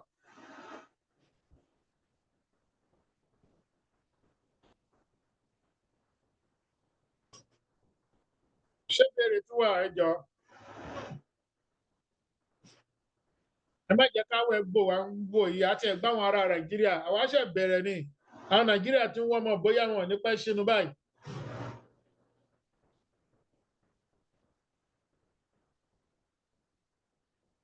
This program is for everybody, not for only me and the guest lecturer of today. Ẹ jẹ́ ká jọ sọ dandan kọ́ ni dandan èèyàn lè béèrè question ó lè contribute a lè learn from YouTube àìmọye nǹkan téèyàn ò gbọ́ ọ̀rọ̀ téèyàn bá sọ fún akẹ́kọ̀ọ́ kò sí nǹkan tá a gbọ́ rí irọ́ ni àìmọye nǹkan téèyàn ò gbọ́ rí àìmọye nǹkan téèyàn ò gbọ́ rí téèyàn bá dóko bàbá ẹlòmíì á rí kó tóbi ju ti òun gan lọ. So let us enjoy this program ẹ jẹ́ ká contribute kó má kàn jẹ́ àwa mélòó because even tẹ́ bá wo topic yẹn gbogbo ẹ̀kọ́ la touch a kàn sọ adẹ̀fàyélẹ̀ fáwa tó kù náà káwa náà lè okay brother Masood go ahead. Okay, salaam alaikum sir. Alaikum salam.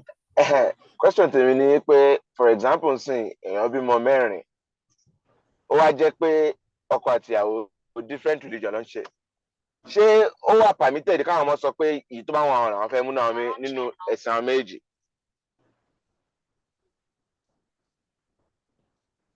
Àwọn ọ̀rọ̀ tí mo sọ lálàkọ́kọ́ yẹn ó yìí wà applicable. Imam ẹ jẹ́ kí n dáhùn question. Okay. Ṣé ti rí ètò ìtọ́mọ tẹ́rbíà responsibility ni ṣe rí Ọlọ́run gbèrò pé ká wá lé ayé ká ṣayé ká gbádùn ayé ká lè tọ́mọ ká lè fi pírẹsẹ̀ǹtì ayé yìí pẹ̀lú gift àwọn ọmọ tó máa páyà Ọlọ́run ní ìgbà àkọ́kọ́ òun ní وإذ قال ربك للملائكة إني جاعل في الأرض خليفة. When your Lord told the angels, I want to create on the surface of the earth Khalifa, vicegerent, people that will be doing what is right and reminding others of doing what is right. That is the intention. So we are supposed to give back to kids, to groom kids that will be pious, that will repair the world. So as a Muslim, it's a responsibility that when you give back, your kids follow your path. It's a challenge if you are not able to train your kids to understand your deen.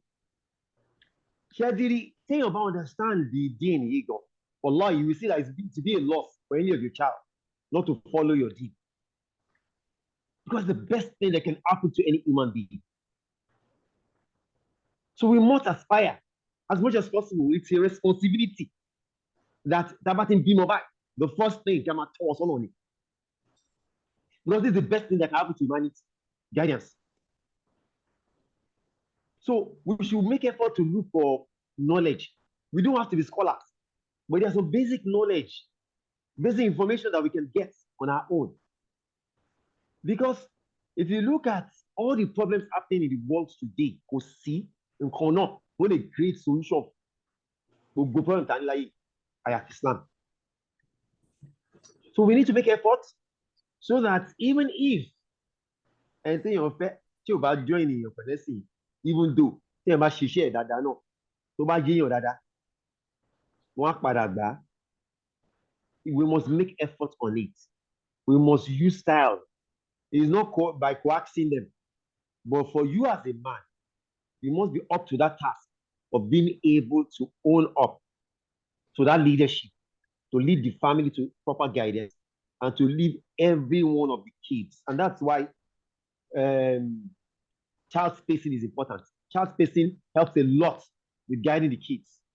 If you have easy, if you space your child well, your children well, childbearing well, it will be easy for you to own those kids and guide them. We just need to learn marketing. We need to learn influence. We need to learn friendship. We need to learn leadership. And when we understand the team, we'll be able to guide these kids to the team. May Allah make it easy for us to be able to understand the team, learn leadership, learn friendship, marketing, and all that influence, so that our kids can follow us to this right path and be amongst those on the day of judgment that will be rejoicing in paradise together. Assalamu alaikum. Alaikum salam. Nǹkan tó ń gbìyànjú láti jẹ́ kó yé wa òun ni pé even kéèyàn tiẹ̀ fẹ́ Christian yẹn náà, kí ni ìgbìyànjú ẹ̀, kí ni àwọn ìṣesí ẹ̀ láti lè market Islam fónítọ̀hún náà. You also need to update yourself, upgrade or update yourself lórí ẹ̀sìn, and be a very good husband sẹ́ni yẹn. Jẹ́ kó mọ how beautiful Islam is lórí bí yàn ṣe ń take care obìnrin. Bóyá tọ́lọ̀ ń bá ọ̀rọ̀ lọ́kàn, ó lè padà ṣe ẹ̀sìn yẹn pẹ̀lú ẹ̀. And two, òun ni pé that kind of person tí wọn náà bá ti ń lọ sí mọ́ṣáláṣí tó dìde ń tàjúd, gbé ọmọ ẹ sí tòsí ibi tó wà, jẹ́ káwọn ọmọ yẹn máa rí nǹkan tó ń ṣe. Yorùbá náà bọ̀ pé nǹkan téèyàn ń ṣe tí ò fi ran ọmọ, kíní yẹn máa parun ni téèyàn ò bá ti sí mọ́. So ẹ jẹ́ ká Yorùbá náà dẹ̀ lọ sọ pé àti kékeré lèèyàn ti ń kọ́mọ ẹ̀, asọ̀ làwọn pè ẹjọ́, àti kékeré làwọn ti ń kọ́mọ lẹ́sìn ni. Tá a bá ń lọ sí mosque, ẹ jẹ́ á gbé wọn dání. Má jẹ́ kó jẹ́ pé nígbà tó fẹ́ lọ ra ice cream nìkan àti ìgbà tẹ́ ń wọnú store láti sọ̀rọ̀ bàtà ló ń kó wọn dání. Gbé wọn lọ́ngbà tó fẹ́ ṣẹ̀sìn, jẹ́ kó dúró pẹ̀lú ẹ̀, jẹ́ kó rí nǹkan tó ń ṣẹlẹ̀ lórí ẹ̀sìn. From this point of view, is going to assist you more láti lè get àwọn ọmọ yẹn to your side lórí ẹ̀sìn. Kí Ọlọ́run bá tó guide wa. Yeah, Adéyẹmí, go ahead. Assalamu alaikum, sir. Alaikum salam. Mẹ́jọ question tí mo fẹ́ bèrè, ọkùnrin tí ò bá ti wà rí particular person tó fẹ́ fẹ́, so is there any guide or anything that the person actually needs to do Islamically? Like àwọn sádùrà wà àkọ́kọ́ tó yẹ kí n máa ṣe ẹni tí ò bá ti rẹ̀ níbo tó fẹ́ fẹ́. Okay, ẹni tí ò bá ti rẹ̀ ni tó fẹ́ fẹ́, ṣé àdúrà wà ní? Yeah, right? Okay, doctor. Bẹ́ẹ̀ni, àdúrà wà. Yeah. Àdúrà kò sí nǹkan tí à ń wá tí ò sàdúrà fún. Yàrá yìí wọ́n ń wá náà ló mátà. Ọlọ́run ní wa idha sa'alaka ibadi anni fa inni qarib ujibu da'wata da'i idha da'ani falyastajibu li wa liyu'minu bi la'allahum yarshudun. Ọlọ́run ní tí àwọn ẹrú mi bá bi ẹ́ nípa mi, sọ fún wọn pé mo súnmọ́ wọn. Inni qarib, mo súnmọ́ wọn. Ujibu da'wata da'i, gbogbo anybody tó bá ní ìdí kan tó bá ń bi ní báyìí, máa máa dá lóhùn. Idha da'ani, àìfàì má pè mí. Falyastajibu li, so èèyàn gbọ́dọ̀ pe Ọlọ́run. Kejì, wọ́n lẹ́sẹ̀ ìdìbò ní àwọn náà gbọ́dọ̀ da ọlọ́run wá ní yúmi níbi agbọ́dọ̀ gbàgbọ́ nù ẹ̀ láàlá ń yọrọ sí kó ba lè tọ́ wa sọ́nà tá a máa fi rí nǹkan tá à ń sọ̀rọ̀ lọ́wọ́ ẹ̀. ìyẹn ni pé kò ṣe pé ọ̀pẹ̀rù akọ̀lọ́ nìkan náà àfi taratara lọ. aláìní a gbọ́ pé aláìní kan ní ìdí ẹ̀ àfún tàbá wa tọrọ lọ́wọ́ ọlọ́run a gbọ́dọ̀ gbọ́kàn wa sọ́dọ̀ ọlọ́run. ẹ mọ̀ pé ìgbà mìíràn tẹ́ pé ọkùnrin ò rí ìyàwó tó fẹ́ á dẹ̀ máa mọ̀ pé tó bá tún gbàdúrà náà máa pẹ́ tó máa tẹ̀ gẹ́ẹ̀tì kí ni sẹ́wọ̀n máa tẹ̀ gbàdúrà ẹ̀ tó bá ti ń doubt ọlọ́run ò ní gbàdúrà ẹ̀ kò ṣèpè torí ìgbàgbọ́ ni pé tá a bá ti ń gbàdúrà lọ́wọ́ ọlọ́run bá tẹ̀ a máa fi ọkàn wa sí pé ọlọ́run máa gbàdúrà yẹn bá ṣe máa fi ọkàn wa sí nìyẹn tá a bá ti fi ọkàn wa sí pé ọlọ́run á gbàdúrà yẹn ọlọ́run á gbàdúrà yẹn so àwa ní dákẹ́ àníwò sọ pé tí a bá ń sọ̀rọ̀ lọ́wọ́ ọlọ́run àní jẹ́ kó sú wa tá a bá ti rí ìjábà dùà ìyẹn ni pé àpẹẹrẹ àdúrà tá a bá ti rí àní dákẹ́ ó nítorí ọ̀rọ̀ wọn ò ní sú ọlọ́run àbí tọ́rọ̀ tọ́lọ́run bá sú àwọn àyẹ̀kùn tá a bá ń tọrọ lọ́wọ́ ọlọ́run tá a jí láàárọ̀ tá a ń bèèrè lọ́wọ́ lórí tá a ń bèèrè lọ́wọ́ ọlọ́run tá a jí fúsàrì tá a ń bèèrè lọ́wọ́ ọlọ́run tá a kí súbì tá a ń bèèrè lọ́wọ́ ọlọ́run tá a kí zúrì tá a kí yánṣí tá a ń bèèrè gbogbo ìgbà tá a jí lórí tá a ń sunkún tá a ń bèèrè ọlọ́run ó ní kò ní sú ọlọ́run sọ ma máa bí náà a máa bí náà tó sọ láti dájà wa àwọn yẹn náà fìlà rákà méjì àtọrọ lọ́wọ́ ọlọ́run kó tá a fẹ́ àdẹ̀ní dákẹ́ a lè má yọ náà fìlà náà tàbá tún wá rí èèyàn àwọn pé ẹni yóò dára ẹni pé ẹni mo fẹ́ lélẹ̀ wọ́n ní ká tún ṣe sọ̀rọ̀tù istikhara yẹn ni pé àṣàyàn ẹni tó bá yẹ pé ẹni tí mo wá láìkí yìí mo ń wò pé ṣé ó lè jóun náà ni ó máa dá fún mi mo fẹ́ ṣe àṣàyàn istikhara nìyẹn tí ẹ bá dẹ̀ ṣe ìdúrà yẹn náà ẹ gbọ́dọ̀ gbé ọkàn sọ́dọ̀ ọlọ́run ni kò ṣe pé o ti mọ̀ pé nǹkan tó fẹ́ lélẹ̀ nǹkan tó bá wọn ọlọ́run kó fẹ́ eré tèmi fẹ́ lè kó mọ̀ fẹ́ mọ̀ fẹ́ nǹkan tó òun náà lọ́lọ́run máa ṣùgbọ́n irọ́ o lè mọ̀ fẹ́ nǹkan tó òun náà lọ́lọ́run máa ṣùgbọ́n nǹkan tó mọ̀ ní pé eléyìí ló wù mí o ọlọ́run jọ o bá mi gbò ṣóun náà ní tí dáadáa bá wà lára ẹ̀ ṣe kó lọ fún mi tí dáadáa kò bá sí lára ẹ̀ fún mi ọlọ́run bá mi yí padà kó fi ẹlòmíì rọ́pò kó dẹ̀ gbàdúrà so ó jẹ́ bí òṣìṣẹ́ kọ́ ló ń gbàdúrà kọ́ ló ń ṣe dáadáa fún wa. ẹ jọ lórí nǹkan tẹsán sá ṣe ń wọ mi. Okay, go ahead. Tí èèyàn bá rí yàn tí wọ́n fẹ́ fẹ́, is it compulsory to talk to the person first before the istikhara, or it doesn't have to talk? I don't have to. Anyone can come first. Anyone can come first because istikhara is so. I want to. What happens is you can decide not to talk to the person first. You've seen the person, you like the person, you go ahead to start the istikhara. Ní pé ọlọ́run ẹni báyìí mo rí ó dẹ̀ wù mí o tó bá jẹ́ pé dáadáa wà bẹ́ẹ̀ ọlọ́run jẹ́ kí ìfẹ́ kó bọ́ sí mi lọ́kàn sí kọ́rọ̀ wá wọ̀ tó máa fi dòun kí dáadáa bá wà bẹ́ẹ̀ fún mi ní ayé yìí àti àkhírà ni ṣùgbọ́n tó bá jẹ́ pé kò gbé èmi láyé yìí àti àkhírà ọlọ́run fi ẹlòmíì rọ́pò so ilé èèyàn tí bá sọ̀rọ̀ èèyàn tí ì bá sọ̀rọ̀ ó lọ bẹ́ẹ̀ it depends on how you want to do it. But some would say, go and do this istikhara before talking to the person. Allahu Alam. Okay. Adeyemi. Sir. Can you hear me? I can hear you, sir. Yes, lára nǹkan téèyàn lè máa ṣe ni Rabbana abulana min aswajina wa dhurriyyatina qurrata a'yun waj'alna lil muttaqina imama. Mo máa pé o mọ dùwà yẹn, right? Really, sir. Yes, you want to do it as much as you want. Then tó bá rí obìnrin yẹn just like the doctor ṣe sọ, wo dáadáa kó dẹ̀ fi lọ. Tó bá yẹ pé òun doubt àti choose fọkàn sọ́dọ̀ Ọlọ́run wa man yatawakkal ala Allah fahuwa hasbuh. Tí wọ́n bá ti gbára lé Ọlọ́run. Yes, then tó bá ṣe istikhara náà, remember. Istikhara ò sọ fún ẹ pé o máa rí ọmọbìnrin yẹn tó máa kànlẹ̀kùn lé ẹ láàárọ̀ o. Yes, istikhara ò sọ bẹ́ẹ̀ o. Istikhara àbí pé ẹ fi lálàá. Àbí kó wá lálàá kó wá wò pé òun ló ń dáná sàárè fún ẹ film trick ló lọ ń rí o. In fact, some of the scholars say pé tó o bá rí àpẹẹrẹ bẹ́ẹ̀ pàápàá pé kó túmọ̀ sí pé kíní yẹn ò wà okay. You need to be careful. Then istikara will only make your mind relax your mind there lórí nǹkan tó ṣe. Pé ìsídà kọ́lọ̀ ń gbà fún ẹ or kọ́lọ̀ má gbà fún ẹ. Then nígbà míì ọmọbìnrin yẹn gan tiẹ̀ lè má dáhùn ẹ lóhùn. Wàá kọ̀ ní tó kọ̀ dákẹ́ kò tiẹ̀ ní wo kò tiẹ̀ ní yàsọ́dẹ̀ bórí entity gan kò ní wo side ẹ. Ìyá àgbà fọlọ́npọ́lọ́hún ò ká dára ni ẹ̀ kó dẹ̀ra máa lọ tiẹ̀ má push further mọ́. Then nígbà míì ó lè push further kó wé pé ṣé kò sí láti lè lọ pẹ̀lú àwọn tó bá mọ ọmọ onítàn pé ìjọba mi bá sọ̀rọ̀ just for you to know pé o fẹ́ fẹ́. So people will tell you bóyá o need láti go ahead or not, but you want to be careful too.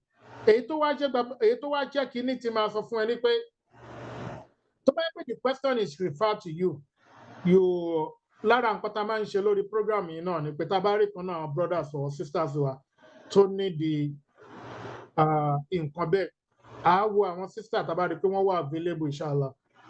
Àádẹ́ mo ò ní tìtorí pé máa ń wá sórí program kí n máa gbìyànjú àti wá ẹni tó máa béèrè ẹ dáadáa kó lè mọ irú tí mo jẹ́ máa béèrè ẹ dáadáa débi pé ṣòkòtò afẹ́ máa yọ̀ ń bì díẹ̀.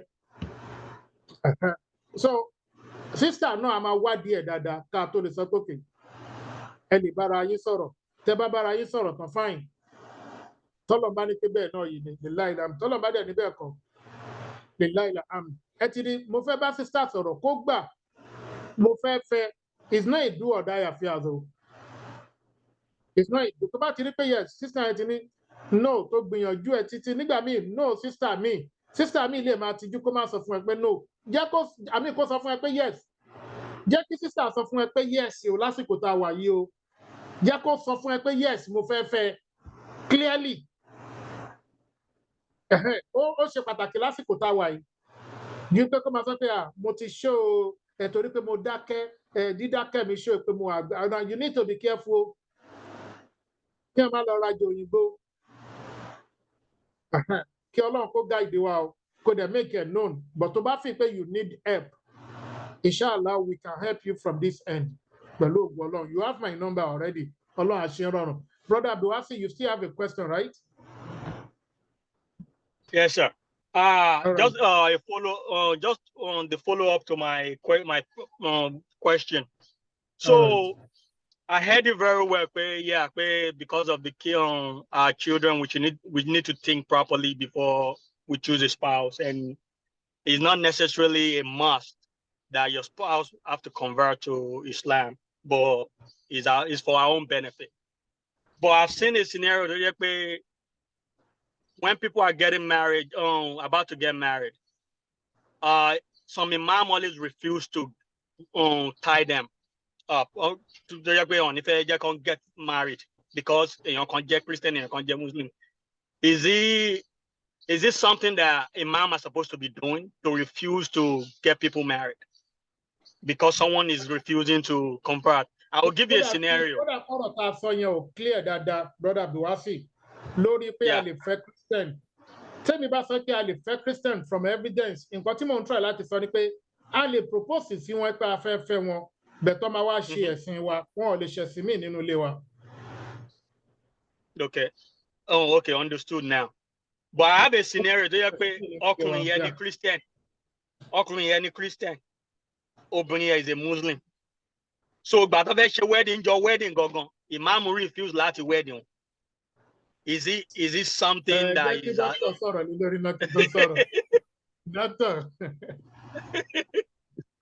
standard ni. So it's allowed. It's not allowed. Standard. A Muslim cannot, a non-Muslim man cannot marry a Muslim woman. No imam will put his hand. Imam is not worth his salt. If it's worth his salt, he will not be part of it.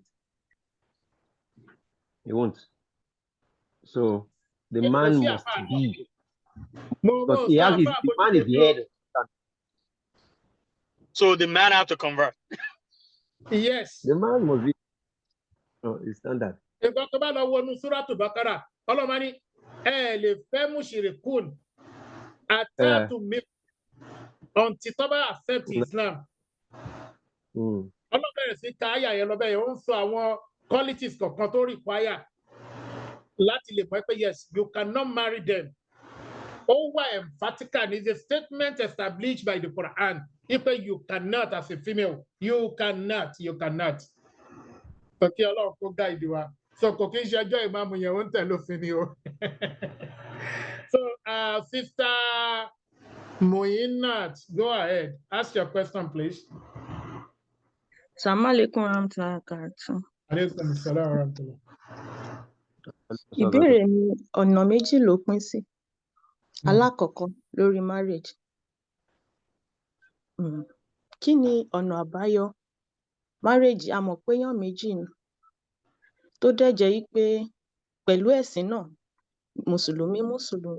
Bọ̀ ní àwọn generation tá wà yìí, despite the fact pé gbogbo nǹkan tó yẹ ká mọ̀ la mọ̀. Nígbà tó bá di pé ọmọ ti wọlé, gbogbo nǹkan ti ṣe, marriage ó máa di pé ó di èèyàn kan, ọkọ mi lọmọ mi. Jẹ́ ká ṣáà máa ṣe bó bá ṣe gbà, pẹ̀lú pé a mọ̀ yí pé bó ṣe yẹ kó wà kọ́ nìyẹn. Alákọ̀ọ́kọ́ nìyẹn. Alákọ̀ọ́kọ́ yẹn ó wá ran ẹlẹ́ẹ̀kejì lọ́wọ́.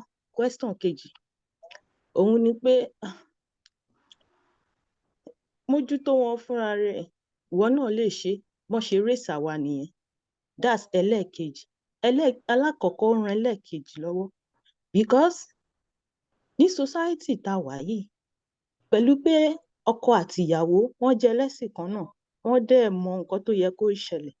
But àwọn situation, àwọn ọ̀nà, àwọn nǹkan tó ń ṣẹlẹ̀, jíjẹ mímu, oríṣiríṣi nǹkan, ó affect inú ilé.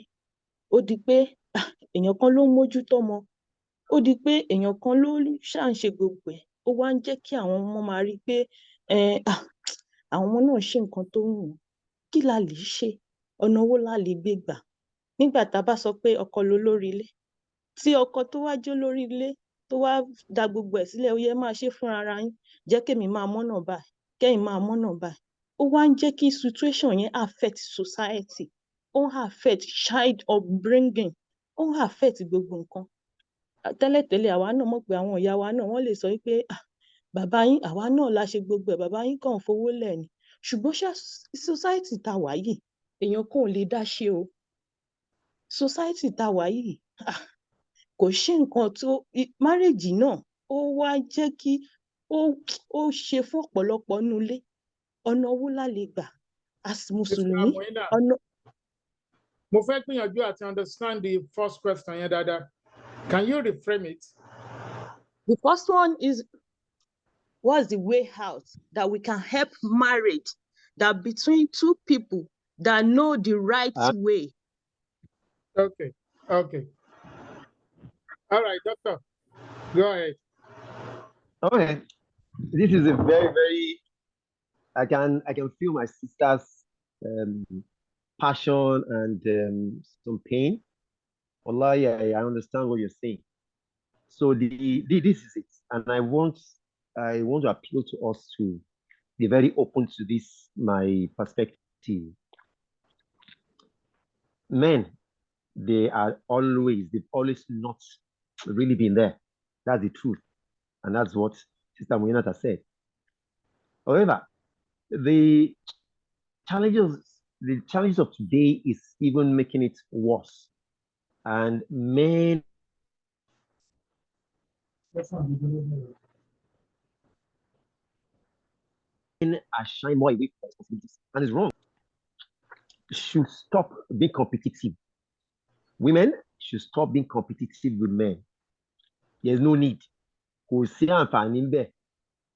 Nǹkan tọ́kùnrin lè ṣe, obìnrin náà lè ṣe jù bẹ́ẹ̀ lọ. Kò sí àǹfààní ńbẹ̀. Àwọn ọkùnrin iṣẹ́ wọn pọ̀ sí jù. Bó tiẹ̀ jẹ́ pé is irresponsible kọ́kùnrin ní ìtàníṣẹ́ ó pọ̀ sí. Kó má wà lára títọ́ ọmọ. Bẹ́ẹ̀ ni màá rí àfáà mi. Wọ́n ti ṣe dáwà lọ látàárọ̀. Òru ló dé. Àwọn ọmọ ti di jàgídíjàgan kó tó dé. Ọmọ àfáà. Yes, because we have to spend some time with our kids. A man, when a man spends time with a female child, that female child becomes more confident.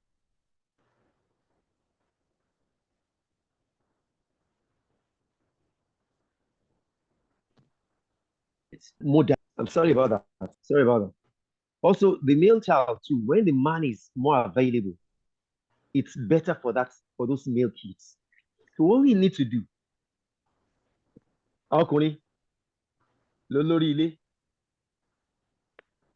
ọkùnrin àwọn lórí head of the family, àwọn lólórí. Ṣùgbọ́n orí yẹn, ṣé mọ̀ pé orí yẹn kọ́ ló gbé ṣá? Ọrùn ni, ọrùn ló gbé. Ọrùn yẹn ló máa jẹ́ kó máa fi gbọ̀lọ̀gbọ̀lọ̀. Ẹ̀yin obìnrin lọ́rùn. Torí ẹ̀yin náà lẹ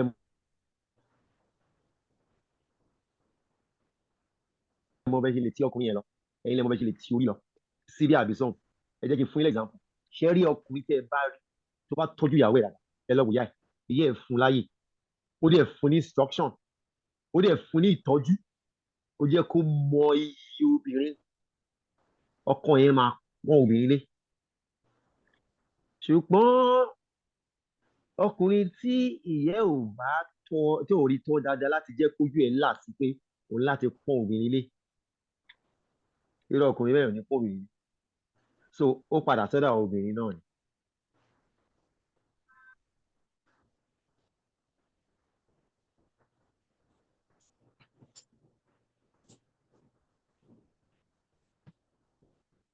What I pay want to freeze. But just, okay. Find ways of collaborating with the men. Men are stubborn, alagi, and near go. Ṣùgbọ́n wọn bá ta bá ń gbọ́ sí yín lẹ́nu, ẹ máa dọ́gbọ́n sí.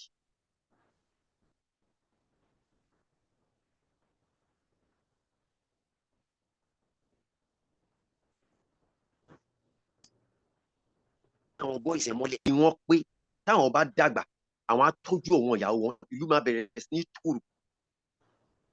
Tí àwọn bá wá di bàbá, tó máa tọ́jú ìyàwó wọn, àwọn ọmọ tọ́jú ọkùnrin á máa rí good example.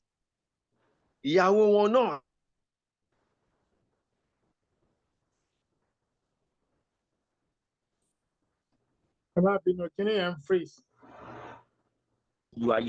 So in the short term and the long term, there's a lot that can be done. But we need to focus more on re-engineering the society. We need to be focused. We need to be deliberate. We need to be confident.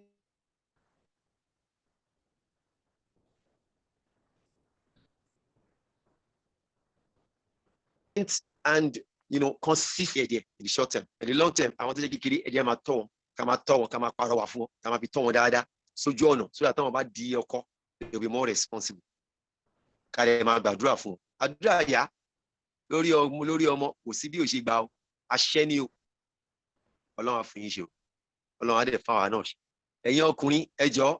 us sit up. Let's support our women more so that they can be more successful with child upbringing. Assalamu alaikum. Alaikum salam. My sister, that is a very good question. And you got a very good response too. And at the same time, I want to say this. In the recent times, most of the questions, most of the counseling, tí mo máa ń wà worry láti deal pẹ̀lú jù, òun ni àwọn case báyìí. I have seen cases tó ṣe pé ọkọ akàn kúrò nílé á lọ ádẹ̀dé lálẹ́. Kò ní béèrè, kò sí contribution kan bó ṣe fẹ́ assist ọmọbìnrin yẹn. The same person náà ló máa tún tọ́jú ọkọ. Kẹ́lẹ̀ mẹ́tẹ́ ẹ̀yìn ń tọ́jú ọkọ yẹn. Yàtọ̀ sí ìtọ́jú tó ti fún nílé wọn, obìnrin yìí ń tọ́jú ọkọ because ó máa fún lóúnjẹ. Then aside from this, ọ̀pọ̀lọpọ̀ wa ò lẹ́kọ̀ọ́ tó àdẹ̀ sí àárín síbi tá a ti máa kẹ́kọ̀ọ́ lórí bí a ṣe gbọ́dọ̀ tó ilé wa pẹ̀lú àwọn obìnrin wa, so that whatever tá a bá pọ̀ sára àwọn obìnrin tá a bá bì sí wọn lára á lè wúlò fáwọn ọmọ wa. A a lè dá obìnrin dá. You know, a ti rí ọkọ tó ṣe pé ó máa fi ìyàwó ẹ̀ lẹ̀. When I was in Nigeria, mo ti rí ọkọ tó ṣe pé ó máa fi ìyàwó ẹ̀ lẹ̀. Tí ò bá sómi ní flat wọn, ìyàwó ló máa lọ máa pọnmi. Ìyàwó ló máa wá gbé ọmọ tọmọ bá ń sunkún. The same ọkọ náà ló ní pé kí ìyàwó máa ṣiṣẹ́. Èmi ò mọ bí tó ti karú àwọn súnà ti ẹ̀yẹn. The same ọkọ náà ló sọ pé òun fẹ́ kí ìyàwó máa lo niqab. Lórí pé niqab is good and ẹ̀sìn ni, that is the top of ìmúra obìnrin. But the same ọkọ náà ló ń bá ìyàwó jà. Kò dẹ̀ síbi kankan tó ti ń contribute. Tẹ́ bá ń rí ìyàwó tó ń lọ láàárọ̀, òun ló máa di ọmọ mọ́ra, ló máa di gbogbo ẹ̀ mọ́ra. Tó bá tún ń bọ̀, òun náà ló tún máa kó àwọn ọmọdé. Afẹ́ pa ni. Then we don't understand the word arijalu qawwamuna 'ala an-nisa. Ẹ lọ ka súrà yẹn wò dáadáa, àwọn ọkùnrin. Ẹ lọ kà wò dáadáa. Ọlọ́mọ ní arijalu qawwamuna 'ala an-nisa bima faddala Allahu ba'dahum 'ala ba'di wa bima anfaqu min amwalihim. Ọ̀pọ̀lọpọ̀ gbà, just like the doctor ṣe sọ, a fẹ́ control nulẹ̀, a nọ̀rọ̀ gidi lẹ́nu. Ọ̀pọ̀lọpọ̀ gbà, ìmí àti ẹ̀ tún sọ fún ẹ, ìyàwó ló ń túnú ilé ṣe. But nígbà míì tó o bá rí kó rẹ̀, báwo lo ṣe fẹ́ bá dákun láti sọ pé jẹ́ ń kó ẹ? We have seen cases tí mo ti gbọ́ láti ìgbà tí mo ti débí ìgbà táwọn èèyàn máa pè, even here in America, tó rí ṣe pẹ̀lú pé negligence àwọn ọkùnrin ti pọ̀ jù. They are careless. Wọn kì í kí ẹ̀ mọ́, wọn rán ẹ. Wọn ní nǹkan kan tó fi fẹ́ tọ́jú. Àti ẹ̀gbọ́n pé bíbà iná wà, omi wà. Kọ́bìnrin tún máa bẹ́ẹ̀ máa sanwó ilé. Kóbìnrin tún máa bẹ́ẹ̀ máa sanwó ilé, you know. Ó wá ń bẹ́ẹ̀ sanwó ilé yẹn torí pé wọ́n assist ẹ. Ó tún nọ̀rọ̀ rẹ̀ lẹ́nu. You know, then gbogbo àwọn kìíní is not good. Tá a bá ń sọ pé obìnrin ń ṣe báyìí, ẹ jẹ́ ká wo tiwa náà. Àìmọye nǹkan la fi dá wàhálà alẹ̀ láwùjọ. Tó fi jẹ́ pé àwọn ọmọ yìí ò gbọ́ràn. Àìmọye ọmọ ni ò gbọ́ràn sọ bàbá ẹ̀ gan lẹ́nu mọ́. Ìtorí pé ó ti rí ìyá ẹ̀ àti bàbá ẹ̀ ní opposite side nínú ilé. Kudos to gbogbo ẹ̀yin obìnrin tẹ́ ẹ̀ jẹ́ kó rí bẹ́ẹ̀ lọ́dọ̀ yín. Tẹ́ ẹ tún continue láti máa sọ fọ́mọ yín pé bàbá yín is a good person. Ẹ kọ́ àwọn ọmọ yín sọ́kọ yín. Ọlọ́run kó san gbogbo yín lẹ́san. But the truth ni pé even the so-called àfà, ọ̀pọ̀lọpọ̀ ọgbà ní bá ṣe fẹ́ assist àwọn ọmọbìnrin yìí, bó tiẹ̀ jẹ́ pé lórí pé àwọn ọmọ yìí gan báwo ló ṣe gbọ́dọ̀ ní ẹ̀sìn, wọ́n dẹ̀ ló mọ Quran kà, báwo ló ṣe fẹ́ impact Quran yẹn pẹ̀lú àwọn ọmọ yìí. Ọjọ́ wo ló fẹ́ jókòó lẹ́kọ̀ọ́ tiẹ̀ kọ́ wọn ní sírọ̀, wàá máa rìn kiri. Iṣẹ́ náà ní gbogbo ẹ̀ ṣá. Má gbàgbé pé tí iṣẹ́ bá tán, family ló ń padà bọ̀ wá bá lé. Iṣẹ́ máa ń tán o. Ipe iṣẹ́ ò kí ń tán kò sí. Iṣẹ́ máa ń tán. Ẹ rí pé ọjọ́ tí wàhálà bá Ànábì níta, Ànábì rí Kàdíjà aṣọ òbora. Ọlọ́ba dẹ̀ sọ nínú Kùránì pé ó ní aṣọ òbora làwọn ìyàwó yín jẹ́ fún yín, bẹ́yìn náà ṣe jẹ́ aṣọ òbora fún wọn. Quran is full of so many messages. Èyí tó bá ti rọ̀ wá lọ́rùn, tó bá ti dọ̀rọ̀ ìyàwó kejì, ìkẹta, ìkẹrin, legun wa máa ń lé lórí. That is sunnah, that is very good. Even lórí ìyẹn gan tó máa fẹ́ ìyàwó kejì, Islam ní gbọ́dọ̀ ní ìkápá gidi owó lọ́wọ́ láti tọ́jú ọmọbìnrin yẹn. Ìyàwó gbọ́dọ̀ jẹ́ tilé àtàwọn ọmọ ẹ̀ o. Kò gbọ́dọ̀ ní traces pé ìyàwó àlá rẹ̀. Ìwọ tó fẹ́ lọ fẹ́ èèyàn, ìyàwó ilé ní kọ́bẹ̀ verify dáadáa bẹ́ẹ̀ kẹ́ ẹ̀ ṣe rí. Bí ìyà ṣe bóyá yà ń jẹ́ ni kò yà tètè píkì rèsì. Ọ̀rọ̀ ìpẹ́rẹ́ súnà náà fàlà sí gbogbo ẹ̀. Ó ń láti understand the súnà. Má kàn máa rọgùn apá lórí súnà. Gbogbo ẹ̀ ló ní rìwáyà, gbogbo ẹ̀ ló ní ọ̀rọ̀ nínú. So kí Ọlọ́run kó jọ kó ṣàánú fún wa. The generation we are now, bí dókítà ṣe sọ, Yorùbá bọ̀ ó ní tó bá burú tán, ìwọ nìkan ni ó kàn. ẹ má jẹ́ ká dúró de kó burú o. Ẹ jẹ́ ká sán ọ̀já wa láti rí pé àwọn ọmọ wa wọ́n á là, wọ́n á yàn, wọ́n á yanjú láwùjọ tí ò sì ní sí wàhálà kankan lé wọn lórí. Tí ò ní ṣe kí ni? Tí ò ní sí wàhálà kankan lé wọn lórí. Tí ò ní sí aburú kan lé wọn lórí. Tá a dẹ̀ máa tọ́ wọn nítọ́ tó yẹ kí ọmọ gba ẹ̀kọ́ lọ́dọ̀ àwọn òbí ẹ̀ tí ò ní máa wé pé dáàdì mi ló tọ́jú mi kìíní kan. Tó bá dẹ̀ jẹ́ pé ìyàwó ní capability tó pọ̀ láti fi owó yẹn Ọlọ́run fún, ọkọ ṣe sùúrù. Tó o bá ti gbà pé Ọlọ́run fún ìyàwó ẹ lówó kó kan rárá sinmi, Ọlọ́run fún ní brain, ó fún ní wisdom, kó gbà kámú kó ṣe sùúrù pẹ̀lú ẹ̀, ó máa kàbùkù gbẹ̀yìn ni. Èèyàn máa kàbùkù ni. Ọlọ́run fọ́rọ̀ ẹ̀ lọ́lá, olóṣèjọ́ òun nìkan ni, ó máa padà kàbùkù. So you want to be patient. Kéèyàn ọmọ bó ṣe fẹ́ darí ilé ẹ̀, kó dẹ̀ máa bí Ọlọ́run. Ìyàwó yẹn náà kó máa bí Ọlọ́run. Gbogbo ẹ̀kọ́ níjà o, gbogbo ẹ̀kọ́ lè pe o. Ike Ọlọ́run bá mi tú ọkọ mi ṣe. Ọ̀pọ̀lọpọ̀ gbà mo máa ń sọ fáwọn èèyàn tí n bá fẹ́ so wọ́n pọ̀ máa ní Ọlọ́run kó rọ ọkọ ẹ fún ẹ, ìwọ ìyàwó. Ọlọ́run kó dẹ̀ rọ ìyàwó fọ́kọ náà. Kí Ọlọ́run bá kó dúró tì wá. Kó jẹ́ kí ọ̀rọ̀ wa kó yéra wa ju bá a ṣe ń sọ yìí lọ. It's a serious issue. Kò wá sẹ́ni tó máa bá address ìjà wa ara wa yìí náà lọ. Inshallah, ṣé ayé náwọn tó yìí fẹ́ contribute tàbí question wa? My sister, that is a very good question. It's a very, very good question. Very, very good question. May Allah reward you for reminding us. Ṣé ayé náwọn tó yìí fẹ́ contribute? Brother Mosiwood, what is your question? Ẹ jọ̀ọ́, mo gbọ́ bá fà ṣe sọ́lẹ̀ nǹkan ipe tí báwọn ọkùnrin wà tó lè tó máa tijú pẹ́ lè sọ fún ọ̀rẹ́ wọn pé òkè bá mi ṣe nǹkan báyìí. Wọ́n wò pé fún obìnrin is it the same way àbí tí obìnrin yàtọ̀? The same way, what way? Kò yé mi. Can you? In the sense that it is Islamic pé obìnrin like ọkùnrin yẹn kọ́ ló wà bá òun fẹ́ òun ló lọ jẹ́ kí ọkùnrin mọ̀. Obìnrin náà lè lọ bá ọkùnrin dípò òun láìkẹ́, yes. Bẹ́ẹ̀ ni mo mọ̀, wọ́n á sọ pé is there a special way fóbìnrin pé ó lè jẹ́ obìnrin tó ń lo nìkan obìnrin àbí obìnrin tó ń cover ẹni à. Ṣé is there a special way tóbìnrin máa ṣe tiẹ̀ àbí general náà ni? Ó máa rán yàn lọ. Ó lè lọ bá èèyàn kan irú wọn sìn. Bóyá sísá yẹn mọ̀ epo close mọ́ brother yẹn. Tí sísá yẹn bá trust ẹ̀ tó dẹ̀ fi pé yes, òun ṣe ni tó máa ń sọ̀sọ̀kúsọ.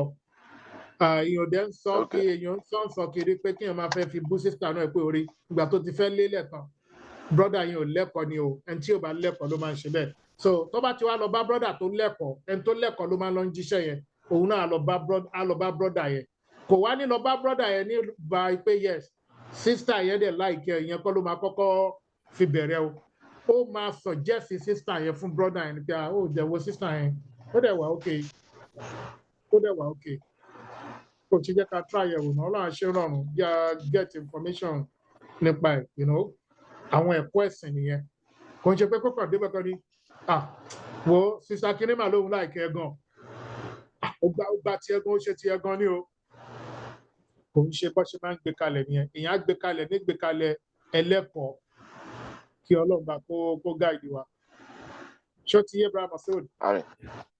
Bẹ́ẹ̀ni ó ti yé mi dáadáa. Ẹ ṣé gan. Ok, tí ò bá sí question mọ́, ṣé àwọn èèyàn wà lórí program yìí tó wá fún quiz ni?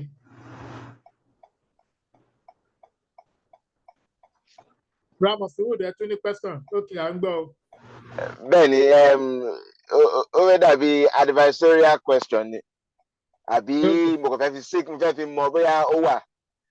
Ok, mo ro kinní kan one time wípé fine, ó possible kó jẹ́ pé àwọn Islamic organization kan wà tó máa ń prep mind àwọn tó fẹ́ máa rè kalẹ̀ pé ok, ẹ mọ̀ bí like kó máa dàbí guidance fún wọn kó tó di pé wọ́n rí lè ṣe nìka gangan and after nìka tó máa dàbí tó tún máa support wọn baby they have any issues.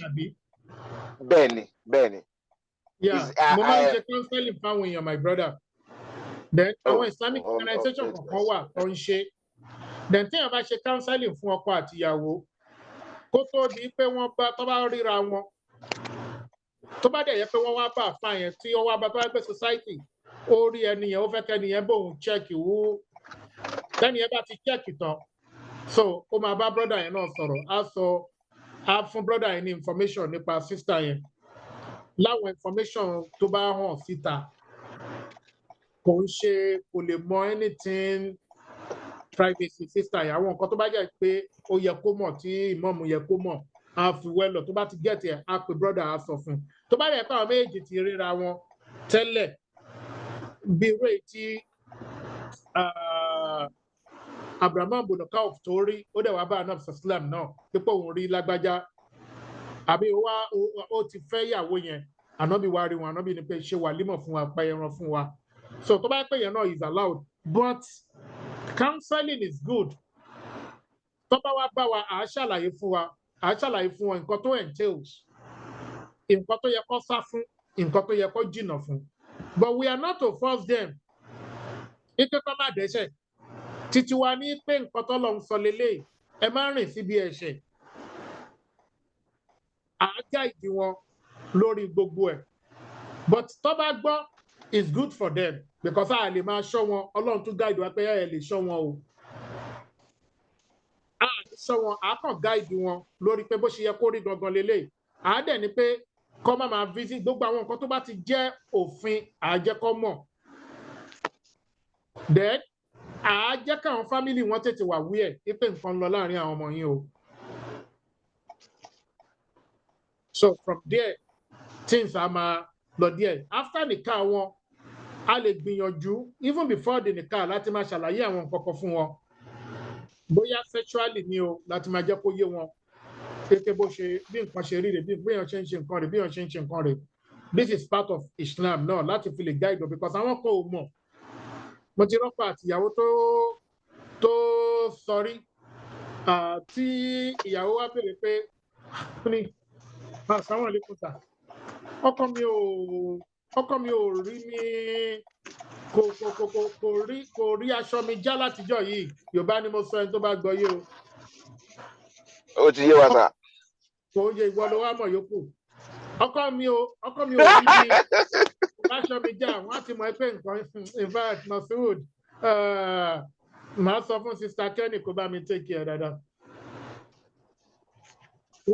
Ó sọ fún mi kó dẹ̀ sọ fún gbà yẹn pé come a ṣàlàyé kí ló yẹ kó ṣe fún nígbà míì ó lè má jẹ yẹn ó lè jẹ́ pé ọkọ yẹn ò lè ṣàìdé ó lè súnmọ́bìnrin but kò lè tún pẹ́ pẹ̀lú obìnrin àbí àwọn nǹkan kan ṣe náà èèyàn á tún gáìdì wọn pé bó ṣe yẹ kẹ̀ṣe náà rí ìyẹn ò tí ì túmọ̀ sí pé divorce ló gbọ́dọ̀ ṣẹlẹ̀ láwọn area ẹ̀ àfàwọn area tó bá difficult gan kí ọlọ́pàá kó gáìdì wa. Ṣé kò sí question mọ́? Ok, ṣáwọn èèyàn wà lórí program fún quiz competition lẹ́nu ni? I guess no. All right.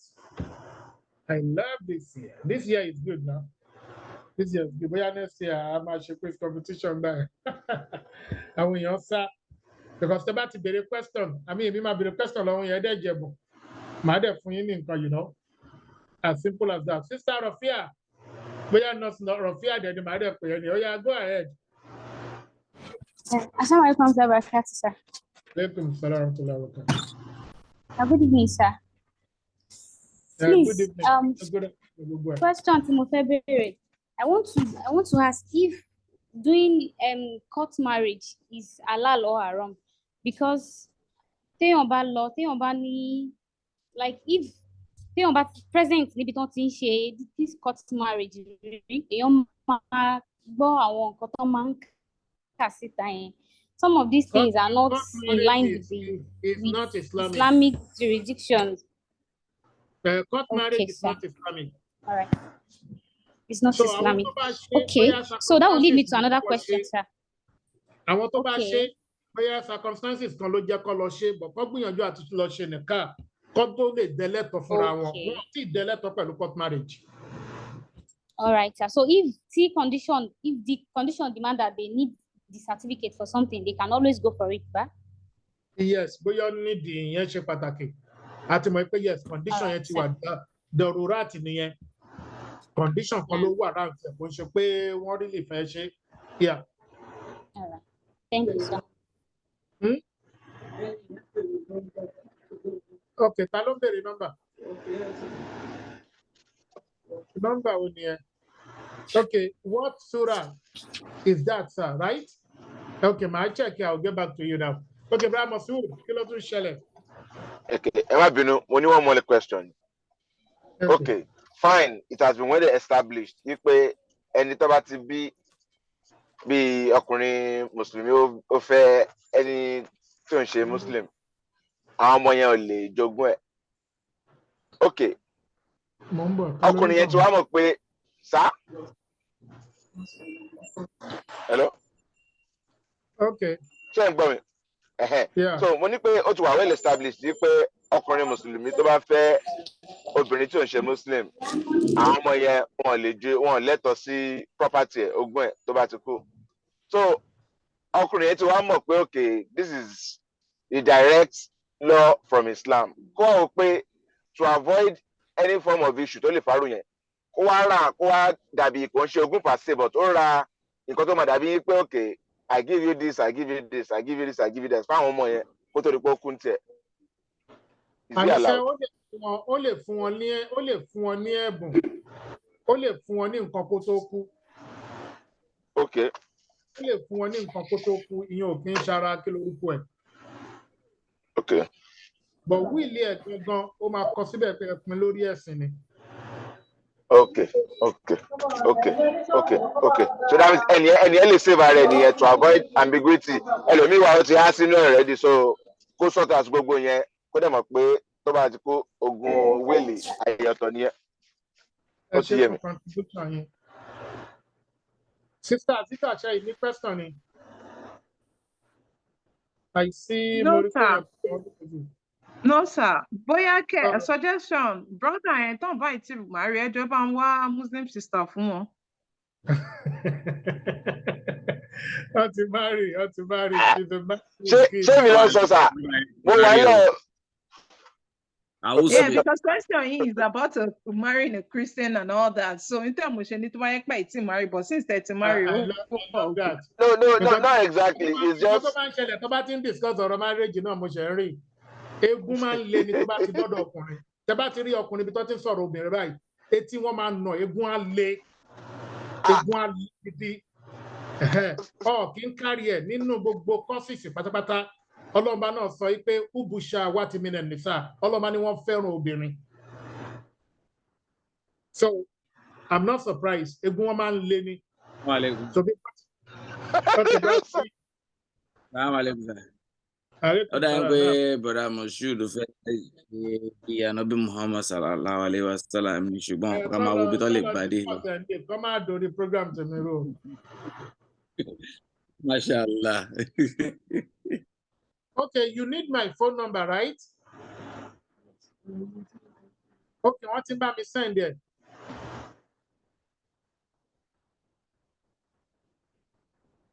Èmi ò tí a rí gbogbo bí tó ti ń béèrè phone number. I didn't see anything. So, tí o bá ti send anything mọ̀, ṣé question yìí wà? Okay, wọ́n béèrè pé súrà wo ni àrìjálù qawwamuna 'ala nisa wa. Mo fẹ́ sáré mo fẹ́ kú misquote ẹ̀. Mo wá sáré ń wo Quran yẹn kí n wo ibi tó wà.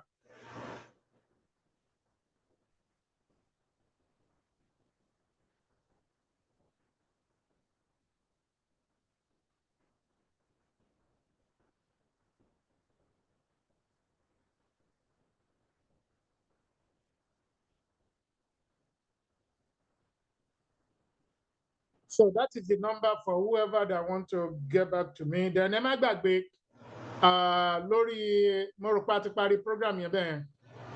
Ẹ má gbàgbé pé Zakatul Fitri, ẹ̀yin tẹ́ bá fẹ́ ṣe Zakatul Fitri yín, inshallah. So ẹ lè send ẹ̀ sí wa lásìkò yìí. Ẹ má jẹ́ kó pẹ́ kẹ́ tó send ẹ̀. Ẹ jọ. Kí ló ń korúkọ ẹ̀?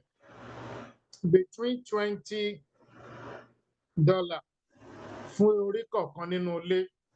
Brother Moshood bá mi sọ fún àwọn brothers wa lọ́run yẹn, àwọn tí ò bá sí around ní bíbá ilé ni.